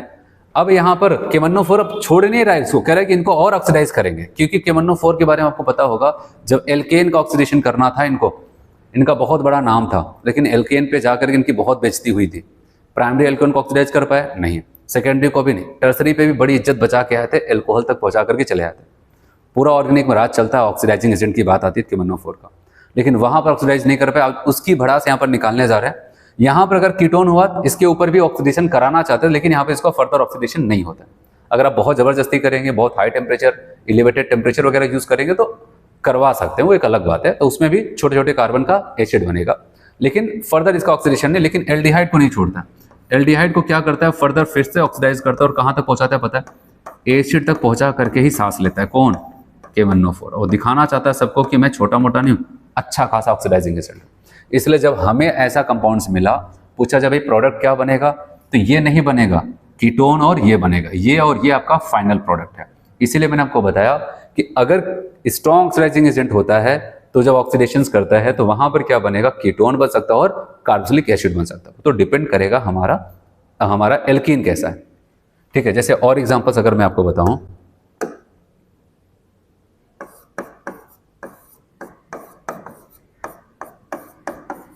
इनको देख लो, इनके ऊपर अगर लगाया तो फिर से वही कॉन्सेप्ट क्या बताया, डबल बॉन्ड यहां पर देखा, तोड़ो, ऑक्सीजन चिपका दो यहां पर, तो क्या बन जाएगा ये, अब बताओगे CH3CHO। ठीक, अच्छा ये इधर क्या हो जाएगा, इसको भी तो ऑक्सीजन मिलेगा, 2 हाइड्रोजन 1 ऑक्सीजन 1 कार्बन। ये एक्चुअली में क्या हो जाता है पता है, इसको कहते हैं HCHO। क्या बोलते हैं इसको, फॉर्मल्डिहाइड। और मैंने कहा ये भी एल्डिहाइड, ये भी एल्डिहाइड, क्या इनको यहाँ पर रोकेगा? ये हमारा प्रोडक्ट नहीं है, ना इंटरमीडिएट प्रोडक्ट है, आपको फाइनल प्रोडक्ट, आपकी बुक में ये सब लिखता नहीं है, मैं बस आपको समझाने के लिए बता रहा हूँ कि ऐसे कुछ तोड़ना है, ऑक्सीजन दे देना, और इनको रोकेगा नहीं, कहेगा इनको तो पूरा पूरा एसिड तक छोड़ के आएंगे। अब देख रहे हैं यहाँ पर, ऐसा लग रहा है केमन्नो 4 पूरा गुस्से में है ना, इसको पूरा पूरा एसिड तक छोड़ के आएगा। अच्छा अगर हम बात करते हैं HCHO को, जब एक कार्बन, सबसे छोटा कार्बन, इसको तो कहता है कि इसको तो पूरा हवा में उड़ा देंगे। कहाँ पर उड़ा देगा? हवा में, क्योंकि इसको क्या करेगा, HCOOH तो बनाएगा ही, लेकिन इसको फर्दर फिर से ऑक्सीडाइज कर देगा। एक कार्बन का एसिड बना तो वो फर्दर फिर से ऑक्सीडाइज होगा, और आखिरकार इसको जब तक हवा में नहीं पहुंचा देगा तब तक रुकता नहीं। तो इससे क्या सीखा आपने? आपको पहले डबल बॉन्ड को तोड़ देना है। एल्डिहाइड बना कोई, एक से ज्यादा कार्बन को, तो उसको एसिड में जाकर के रोकना, ये आपका प्रोडक्ट होगा। और अगर एक कार्बन के एल्डिहाइड बना इस कॉन्सेप्ट से, तो उसको फाइनली कहां पर जाकर के रोकना है, कार्बन डाइऑक्साइड और वाटर में। तो आपका प्रोडक्ट जो इस रिएक्शन का है, ये है और ये है, समझ में? तो कुछ भी हो आपको इस बात का ध्यान देना है किस टाइप के क्वेश्चन पूछे गए हैं। और मैं आपको एग्जांपल्स बताऊं, ऐसे हुआ, ठीक है, और यहां पर आपको ऐसा लिख दिया गया, भाई ये लो KMNO4, K2Cr2 भी लिख सकते हैं यहाँ पर, ठीक है, दोनों में से कोई भी लो। तो आपको क्या बताया मैंने, ये बॉन्ड तोड़ करके सबसे पहले आपको बताया यहाँ पर ऑक्सीजन, यहाँ पर ऑक्सीजन देना, लेकिन ऐसा नहीं उसी से हमारा काम चल जाएगा। ये तो मैंने आपको बता रहा हूँ कि जैसे कि आपको समझ में आ, ये CHO हो जाएगा और ये भी क्या हो जाएगा, CHO, लेकिन इस पर रोकने वाला नहीं है। तो कहाँ पर लेके जाएगा, अब बताओगे, यहाँ पर ये COOH, और यहाँ पर क्या हो जाएगा, ये क्या हो जाएगा, COOH, ऐसे बना दें। तो ये सारी चीज़ें होती हैं। तो आपको चाहे ऐसे घुमा फिरा के दे, चाहे सीधी चेन दे, कुछ भी दे, अपना कॉन्सेप्ट नहीं छोड़ना है। स्ट्रॉन्ग ऑक्सीडाइजिंग देख लिया ना, कोई भी साइक्लो एल्कीन हो, चाहे आपका यहाँ पर नॉर्मल ओपन एल्कीन हो, तो डबल बॉन्ड को तोड़ करके ऑक्सीजन देना। अगर कीटोन बन रहा है तो उसको वहीं पर बक्स देना, ठीक है, लेकिन अगर एल्डिहाइड बना तो उसको पूरा एसिड तक लेके जाना। अगर कंचित काल एक कार्बन का एल्डिहाइड बन गया तो उसको तो पूरा पूरा हवा में उड़ा देना, कार्बन डाइऑक्साइड तक लेके जाना। आ समझ में? तो ये था स्ट्रॉन्ग ऑक्सीडाइजिंग एजेंट के लिए कॉन्सेप्ट। आ समझ में? 2 ऑक्सीडेशन पढ़ाया, पहला कौन सा बताया था, बेयर्स रीजन, दूसरा कौन सा यहाँ पर आप बताओगे, strong oxidising agent KMNO4 acidic medium, फिर K2Cr2 एसिडिक मीडियम। तो ऐसा कुछ होगा बेटा। इसको अब रीड किया जाए,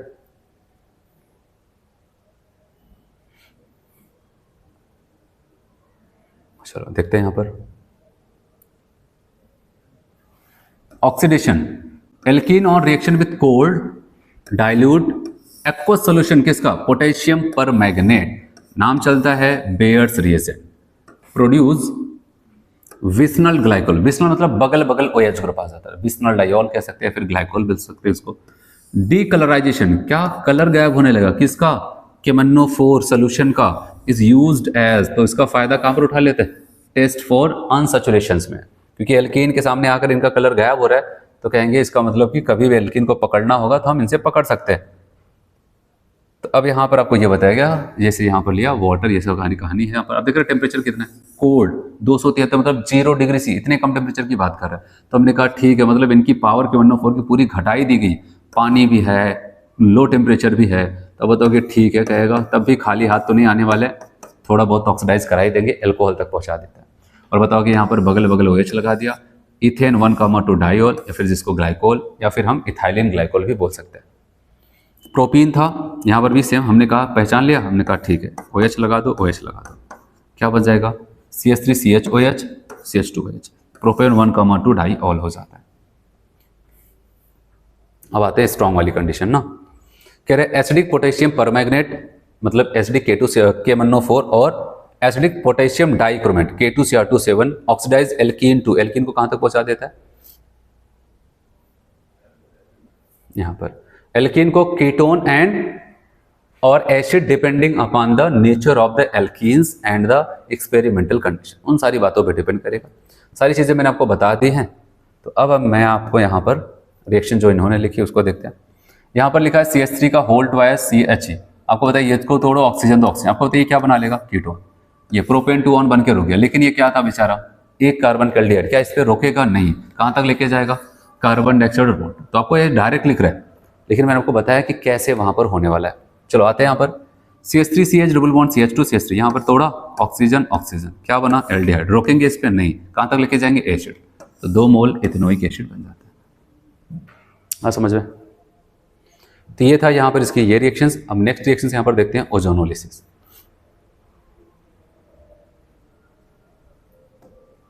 ओजोनोलिसिस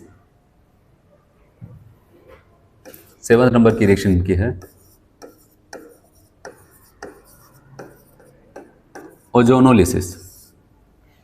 और अगर ओजोनोलिसिस की बात करते हैं तो यहाँ पर क्या होगा मैं आपको बताऊं, यहाँ पर जो रिएजेंट यूज होगा ओजोनोलिसिस में,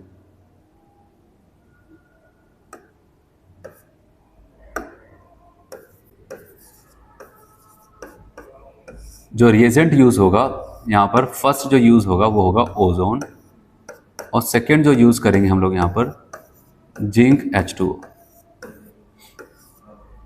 ठीक है, ओजोनोलिसिस अगर बात करते हैं, रिएजेंट जो यूज होगा पहला ओजोन, दूसरा क्या हो जाएगा, जिंक H2O यूज हो जाता है।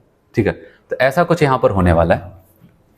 और अगर हम देखते हैं यहाँ पर, तो इस बात का ध्यान रहे आपको, ओजोन और जिंक H2O, तो क्या करेगा, कैसे करेगा, इसको मैं आपको समझाता हूँ। एक छोटा सा एग्जाम्पल लेता हूँ, CH3CH डबल बॉन्ड CH2, इसकी रिएक्शन सबसे पहले इसमें रिएक्शंस करने के लिए आता है कौन, ओजोन। कौन आता है भाई, ओजोन। तो कोई दिक्कत नहीं, जब ओजोन यहाँ पर आएगा तो सबसे पहले क्या करता है पता है, ओजोन का यहाँ पर एडिशन होगा, क्या हो जाएगा, एडिशन।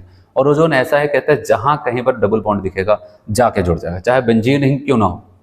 तो इतना अच्छा है कि इसीलिए इसको कहा जाएगा कि डबल बॉन्ड को अगर कहीं पर डिटेक्ट करना हो तो ओजोनोलिसिस से अच्छा कुछ है ही नहीं।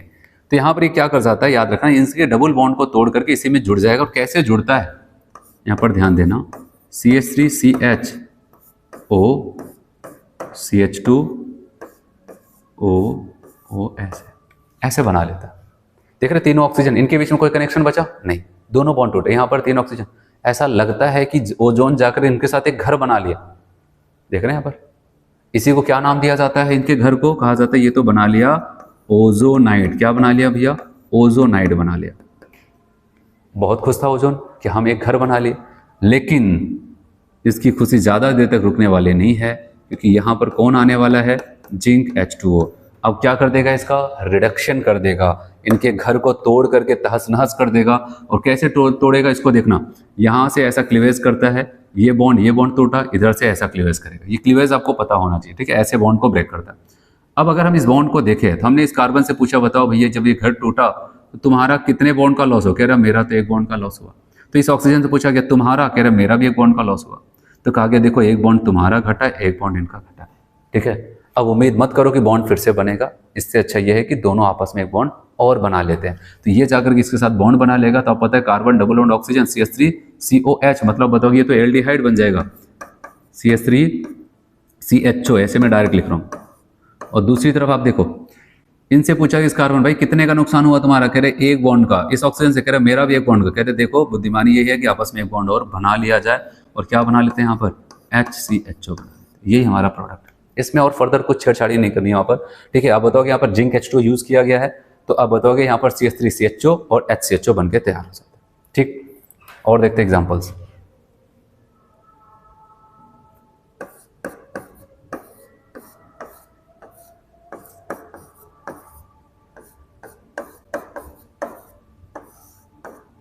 यहाँ पर भी ओजोन जाएगा, और जाएगा तो कैसे जुड़ेगा उसको देखना है। यहाँ पर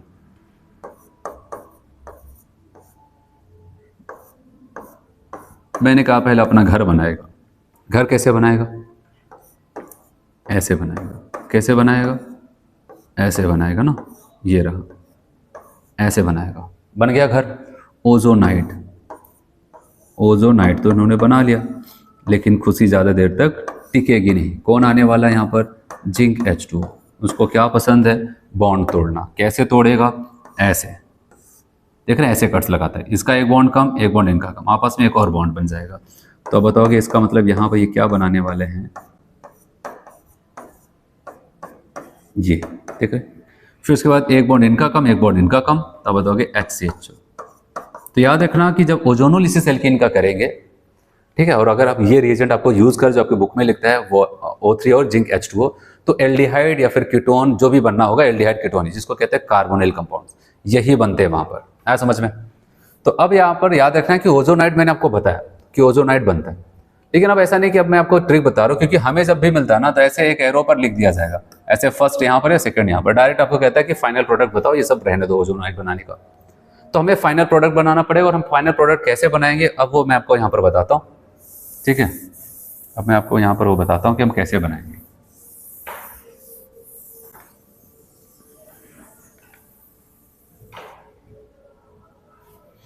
ठीक है, अब फाइनल प्रोडक्ट कैसे बनेगा उसके लिए हम यहाँ पर कुछ एग्जांपल देखेंगे। अब कुछ भी आपको दे दिया जाए, जैसे अभी मैंने आपको कहा CH3CH डबल बॉन्ड CH2 था। ठीक है, आपको ऐसे मिलेगा, नंबर 1 ऐसे O3 लिखा होगा, सेकेंड आपको बताया यहाँ पर क्या लिख देगा, जिंक H2O ऐसे लिख देगा, और आपसे कहेगा बताओ भाई फाइनल प्रोडक्ट क्या होगा। हमारा एक सिंपल सा काम, ओजोनोलिसिस पहचान लिया, डबल बॉन्ड तोड़ के ऑक्सीजन दे दो, जो बन रहा है बना दो, हो गया आपका प्रोडक्ट। तोड़ दिया, लगा दिया, तो क्या बन जाएंगे, CH3CHO, आपका प्रोडक्ट तैयार है। और दूसरा एक कार्बन एल्डिहाइड मतलब HCHO हो गया, ये रहा। ठीक है, कुछ भी कहीं पर कैसा भी आपको देखने को मिले, देख रहे हो यहाँ पर ऐसा था, कहा कि भैया ओजोनोलिसिस करा के देखो। हमने कहा ठीक है, हमारा कॉन्सेप्ट क्लियर है। जहां कहीं पर दूर दूर नजर आएगा डबल बॉन्ड, तोड़ करके क्या कर देना, ऑक्सीजन लगा देना। ये रहा, तोड़ दिया, ऑक्सीजन ऑक्सीजन, इसको तोड़ा, ऑक्सीजन ऑक्सीजन। अब बताओ क्या हो जाएगा, ये कार्बन ये कार्बन ये कार्बन। अब देख रहे हैं यहाँ पर जो बॉन्ड टूटा उस पर जो ऑक्सीजन है, यहाँ पर क्या हो जाएगा, ये CHO CH2CHO क्या हो जाएगा, बताओगे यहाँ पर CHO single bond CH2 CHO, ये आ जाएगा। और यहाँ पर भी तो हो जाएगा CHO CH2, ये कौन जाएगा CH2, यहाँ पर फिर से CHO, तो ये बन जाता है। और देखते हैं एग्जाम्पल, कहीं पर भी हो, कैसा भी स्ट्रक्चर हो, डरना नहीं है वहां पर। ठीक है, आपको बस ये कॉन्सेप्ट लगाना है, O3 और यहाँ पर क्या हो जाता है, जिंक H2O। बॉन्ड को तोड़ा, तोड़ दो, ऑक्सीजन लगा दो। जिन दो कार्बन के बीच में बॉन्ड है उनके बॉन्ड को तोड़कर ऑक्सीजन क्या हो जाएगा, ये CHO हो जाएगा, ये भी CHO सिंगल बॉन्ड से जुड़े भी। अब बताओगे CHO सिंगल बॉन्ड CHO, इसको ग्लाइऑक्सल भी कहते हैं। क्या बोलते हैं, ग्लाइऑक्सल। यहाँ पर अब बताओ इसके 2 मोल बन जाते हैं। चलो और देखते हैं। यहाँ पर आपको लग रहा है यहाँ पर छोटे मोटे लोग हैं, तोड़ दे रहे, चलो बड़े लोग के पास भी चलते हैं। बड़े लोग मतलब कहाँ पर, बेंजीन, रेजोनेंस स्ट्रक्चर, स्टेबलाइज, सारी चीज़ें आपको कहानी पता है इनके बारे में। नहीं पता है तो आगे तो आपको मिलने वाला ही। जिंक H2O, इनको भी नहीं बख्शने वाला। क्या करेगा इनके साथ, डबल बॉन्ड जहाँ का यहाँ पर दिखा, तोड़ करके ऑक्सीजन, यहाँ पर भी दिख रहा है, तोड़ करके ऑक्सीजन, यहाँ पर भी दिख रहा है, तोड़ करके ऑक्सीजन, यही काम। अब बताओ ये दोनों कार्बन अब भी कनेक्टेड है, तो CHO सिंगल बॉन्ड CHO, ये दोनों carbon connected, CHO single bond CHO, CHO single bond CHO, जिसको कहते हैं ग्लाइऑक्सल, ये बन जाता है। देख रहे हैं यहाँ पर, ये बन के तैयार हो जाता है। तो ओजोनोलिसिस सिंपल सा आपको ऐसा दिया जाता है, तो जहां कहीं पर भी डबल बॉन्ड, देखो जब इसको तोड़ दिया तब तो कह सकते हैं किसी को भी तोड़ सकता है, कहीं पर भी डबल बॉन्ड उसको तोड़ सकता है। जब बेंजीन को नहीं छोड़ा तो छोटे मोटे लोग इनको क्या छोड़ेगा। डबल बॉन्ड को तोड़ करके ऑक्सीजन लगा देना, फिर एल्डिहाइड बने, कीटोन बने, जो भी बने आप उसको लिख देना, क्योंकि उसके बाद आपको कुछ नहीं करना है। तोड़ करके ऑक्सीजन देने के बाद जो कुछ भी बन रहा है उसी को लिख दो, वही आपका प्रोडक्ट होगा। हाँ समझ में? चलो आपसे और क्या क्या वैरायटी का क्वेश्चन ओजोनोलिसिस से पूछा जा सकता है उसको भी देखते हैं। हो सकता है उल्टा ऐसा पूछ ले, आपसे कहेगा भाई ए नाम का एक एल्कीन है, उसकी हमने ओजोनोलिसिस करा दी। हमने कहा ठीक है करा दो, क्या दिक्कत है। और कह रहे जब हमने ओजोनोलिसिस कराई ना तो वहां पर हमें एक एसिटल्डिहाइड मिल गया और दूसरा वहां पर क्या मिल जाता है, एसीटोन। हमने कहा ठीक है, ये एसीटोन हो जाता है ना, ये हमारा एसिटल्डिहाइड हो जाता है, एसिटल्डिहाइड हो जाता है और ये एसीटोन हो जाता है। ठीक है, एसिटल्डिहाइड एसीटोन बना। कह रहे कि बताओ वो एल्कीन क्या होगा। तो आपको तो ऑप्शन का क्वेश्चन आता है तो आप वहां पर पहचान सकते हैं, लेकिन मान लेता हूं मैं ऐसा आपको बताऊं कि कैसे हमें पहचानना है। एक काम करो, आपको इतना तो पता है कि ये कभी एल्कीन रहा होंगे, उनके डबल बॉन्ड को तोड़ करके ऑक्सीजन पकड़ा दिया गया। तो हम एक काम करते हैं, दोनों के ऑक्सीजन, जो इनके पास भी ऑक्सीजन है इनके पास, इनको सामने करते हैं। अब यहाँ पर ये तो था, इनको घुमा के ऐसे कर देते हैं, C डबल बॉन्ड O और यहाँ पर CH3 सिंगल बॉन्ड CH3 ऐसे। अब क्या करना है हमें, यहाँ पर ये ऑक्सीजन दोनों ऑक्सीजन को हटा दो और ये कार्बन बचा, क्योंकि इनका ऑक्सीजन हटा, 2 बॉन्ड इनका कम हो, इनका ऑक्सीजन हटा, 2 बॉन्ड इनका कम हो, इन्हीं को आपस में जोड़ देते हैं। अब देखना क्या बन जाएगा, यहाँ पर CH3 CH, ये डबल बॉन्ड से इनसे जुड़ जाएगा ये C। अब यहाँ से क्या हो जाता है CH3 और यहाँ पर CH3, ये बन जाता है। ऐसा समझ में? चलो एक और एग्जांपल देखते हैं। यहाँ पर आपसे कहता है कि ए नाम का एल्कीन है भाई, हमने उसकी ओजोनोलिसिस की, 2 मोल एसिटल्डिहाइड बनता है। क्या बन जाता है, 2 मोल CH3 CHO बन जाता है। अब क्या करोगे, हमने कहा कोई बात नहीं, अभी सीख क्या है, दोनों मोल को कुछ ऐसे लिख देंगे, CH3 CHO प्लस यहाँ पर CHO CH3, ऐसे घुमा के लिख देंगे, क्योंकि दोनों ऑक्सीजन सामने आ जाए, जिससे हम ये काम करें, यहाँ से इनको हटा दे और इनके बीच में बॉन्ड बना दे। तो अब क्या हो जाएगा, आप बताओगे, यहाँ पर CH3 CH double bond CH CH3 ऐसे आ जाता है।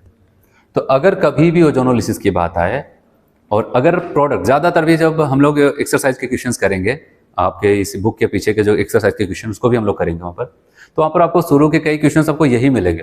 ठीक है, ओजोनोलिसिस कहता है ये प्रोडक्ट प्राप्त हुआ, बताओ कौन सा एल्कीन था।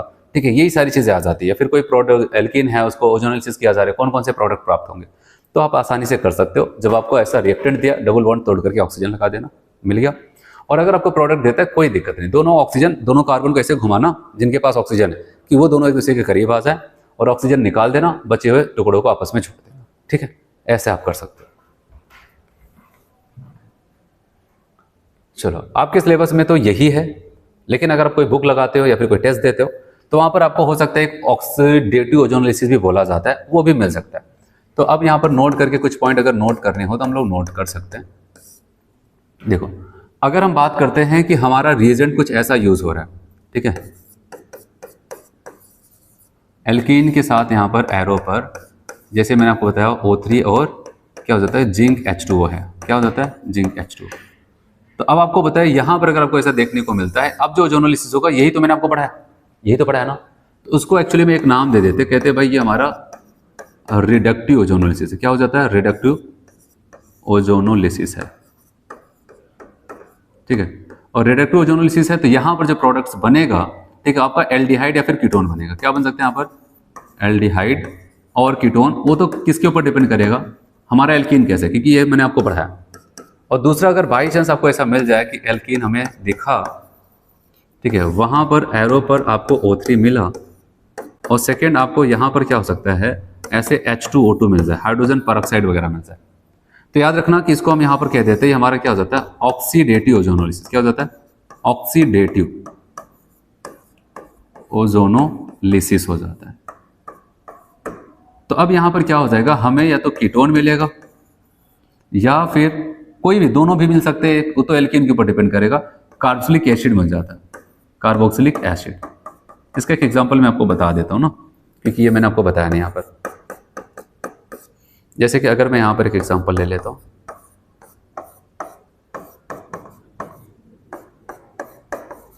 ठीक है, ऐसे ले लिया ना, और एरो पर हमें देखने को मिला यहाँ पर O3 है, यहाँ पर हमें H2O2 ऐसे H2O भी मिल सकता है यहाँ पर इसके साथ।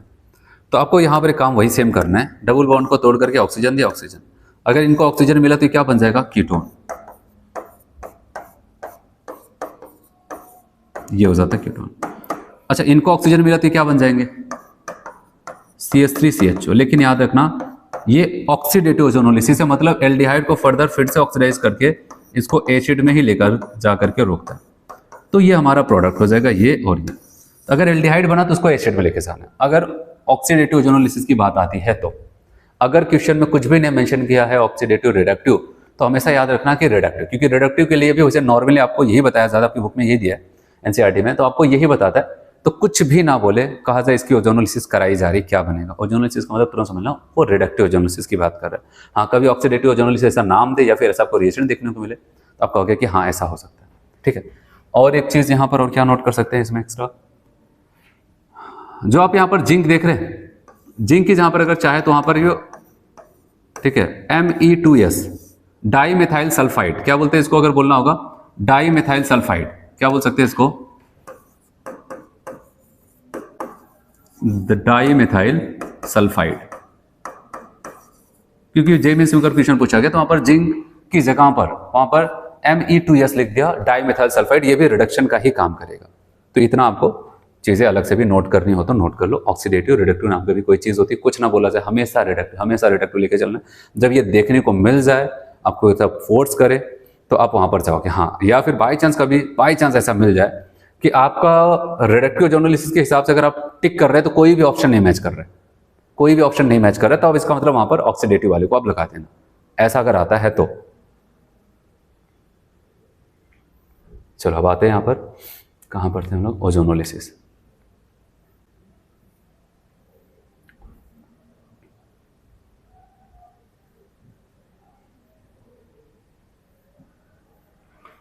और ओजोनोलिसिस में आपको कहता है कि ozonolysis of alkene involves the addition of ozone molecule to alkene to form ozonide.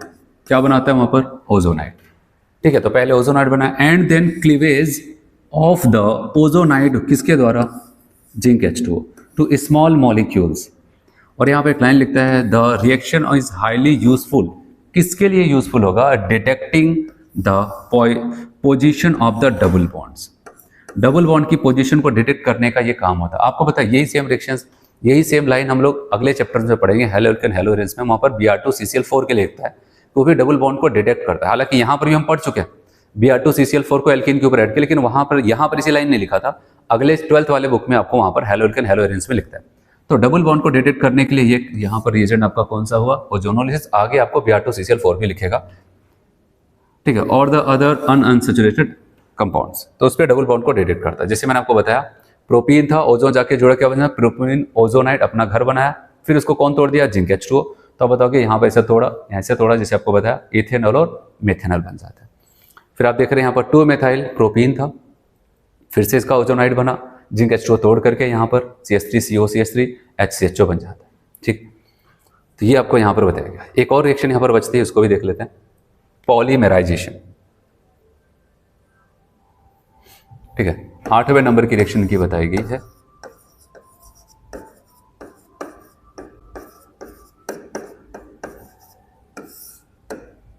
Polymerisation का मतलब यह हो जाता है कि जब छोटे छोटे मॉलिक्यूल्स आपस में जुड़कर एक बड़ी सी श्रृंखला, एक बड़े से कंपाउंड्स बनाने लगते हैं, छोटे छोटे यूनिट्स आपस में जुड़कर एक बड़े से कंपाउंड्स बना लेते हैं, तो हम कहते हैं यहाँ पर क्या हो जाता है, इसका पॉलीमेराइजेशन हो जाता है। ठीक है, और बताओ कि एक बड़ा सा मॉलिक्यूल जो बनता है उसको कहते हैं इसका पॉलीमर है, और इस पूरे प्रोसेस को ही पॉलीमेराइजेशन कहते हैं। तो ज़्यादा कुछ नहीं, यहाँ पर एक एग्जाम्पल्स को समझ लेते हैं।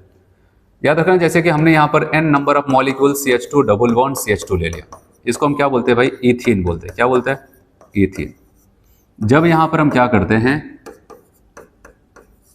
हाई टेम्परेचर एंड प्रेशर और एप्रोप्रिएट कैटलिस्ट भी यूज करते हैं। क्या यूज करते हैं, कैटलिस्ट, जो भी जरूरत पड़ेगा, ऐसा कैटलिस्ट वगैरह रटना नहीं है। तो यहाँ पर होता क्या है आपको पता है, ये जो ऐसा CH2 मॉलिक्यूल है, CH2 डबल बॉन्ड CH2 है, ऐसे बहुत सारे मॉलिक्यूल्स आपस में जुड़ते लगते हैं।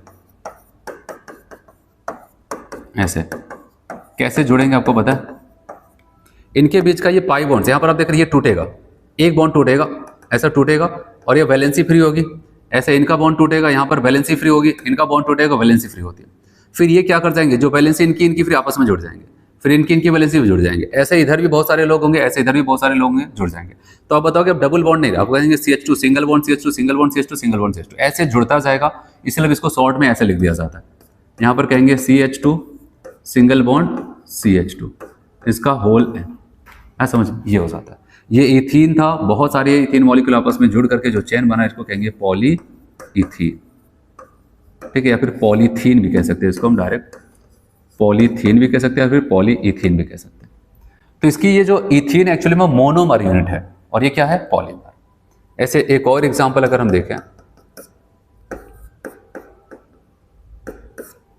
अगर यहां पर इथीन लिया था, एक बार प्रोपीन ले लेते हैं।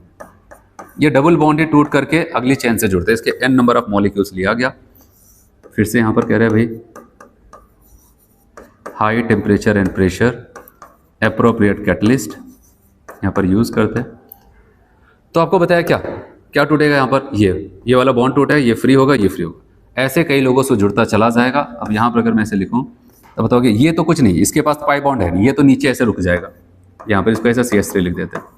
अब ये जो बॉन्ड फ्री हुआ किसी और से जुड़ेगा और यहाँ पर इनके बीच में केवल सिंगल बॉन्ड होगा CH2, ऐसे ये भी किसी और से जुड़ेगा ये। तो ये था प्रोपीन और ये क्या हो जाएगा, प्रोपीन का पॉली, ठीक है, बताओगे यहाँ पर पॉलीप्रोपीन। और ये सब प्लास्टिक होते हैं, क्या हो जाते हैं, प्लास्टिक वगैरह के ही एग्जांपल्स हैं, ठीक है, जैसे पॉलीथीन बैग्स वगैरह हो जाता है, और थोड़ा सा ये पॉलीप्रोपीन वगैरह जो हार्ड प्लास्टिक वगैरह होते हैं, ठीक है, उन सब में इसका यूज किया जाता है। ये पॉलीमराइजेशन रिएक्शन था। अब इसको देखते हैं बुक में कितना लिखता है आपका, ठीक।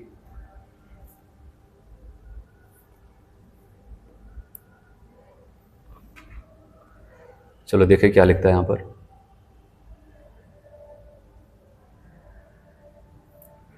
पॉलीमराइजेशन कह रहे यू आर फैमिलियर विथ, किससे फैमिलियर होंगे, पॉलीथीन बैग्स वगैरह एंड पॉलीथीन शीट्स वगैरह, ठीक है। Polythenes is obtain by the combination of large number of ethene molecules at high temperatures, ठीक है, और क्या, high pressure and in the presence of catalyst, तभी जाकर के पॉलीथीन बनता है।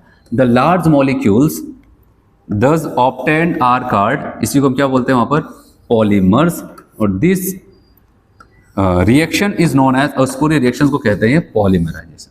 कहता है the simple compounds from which the polymers, जिस कंपाउंड से मिलकर के पॉलीमर्स हमारा बनाया जाता है उसी को हम क्या बोलते हैं यहां पर, मोनोमर्स कहते हैं, ठीक है। The simple compounds from which are polymers are made are called monomers. फिर आपको यहां पर क्या बोलता है, other alkene also undergo polymerisation, दूसरे एल्कीन भी पॉलीमराइजेशंस देते हैं। जैसे अगर हम बात करते हैं यहाँ पर एथीन का, मैंने कहा क्या बना देगा, पॉलीथीन, और अगर प्रोपीन की बात करते हैं तो क्या देगा वहां पर, पॉलीप्रोपीन। आप देख रहे हैं यहाँ पर ऐसा कुछ हो जाता है। अब इसके यूजेस वगैरह कुछ यहाँ पर आपको बताया गया, इसको भी देख लेते हैं।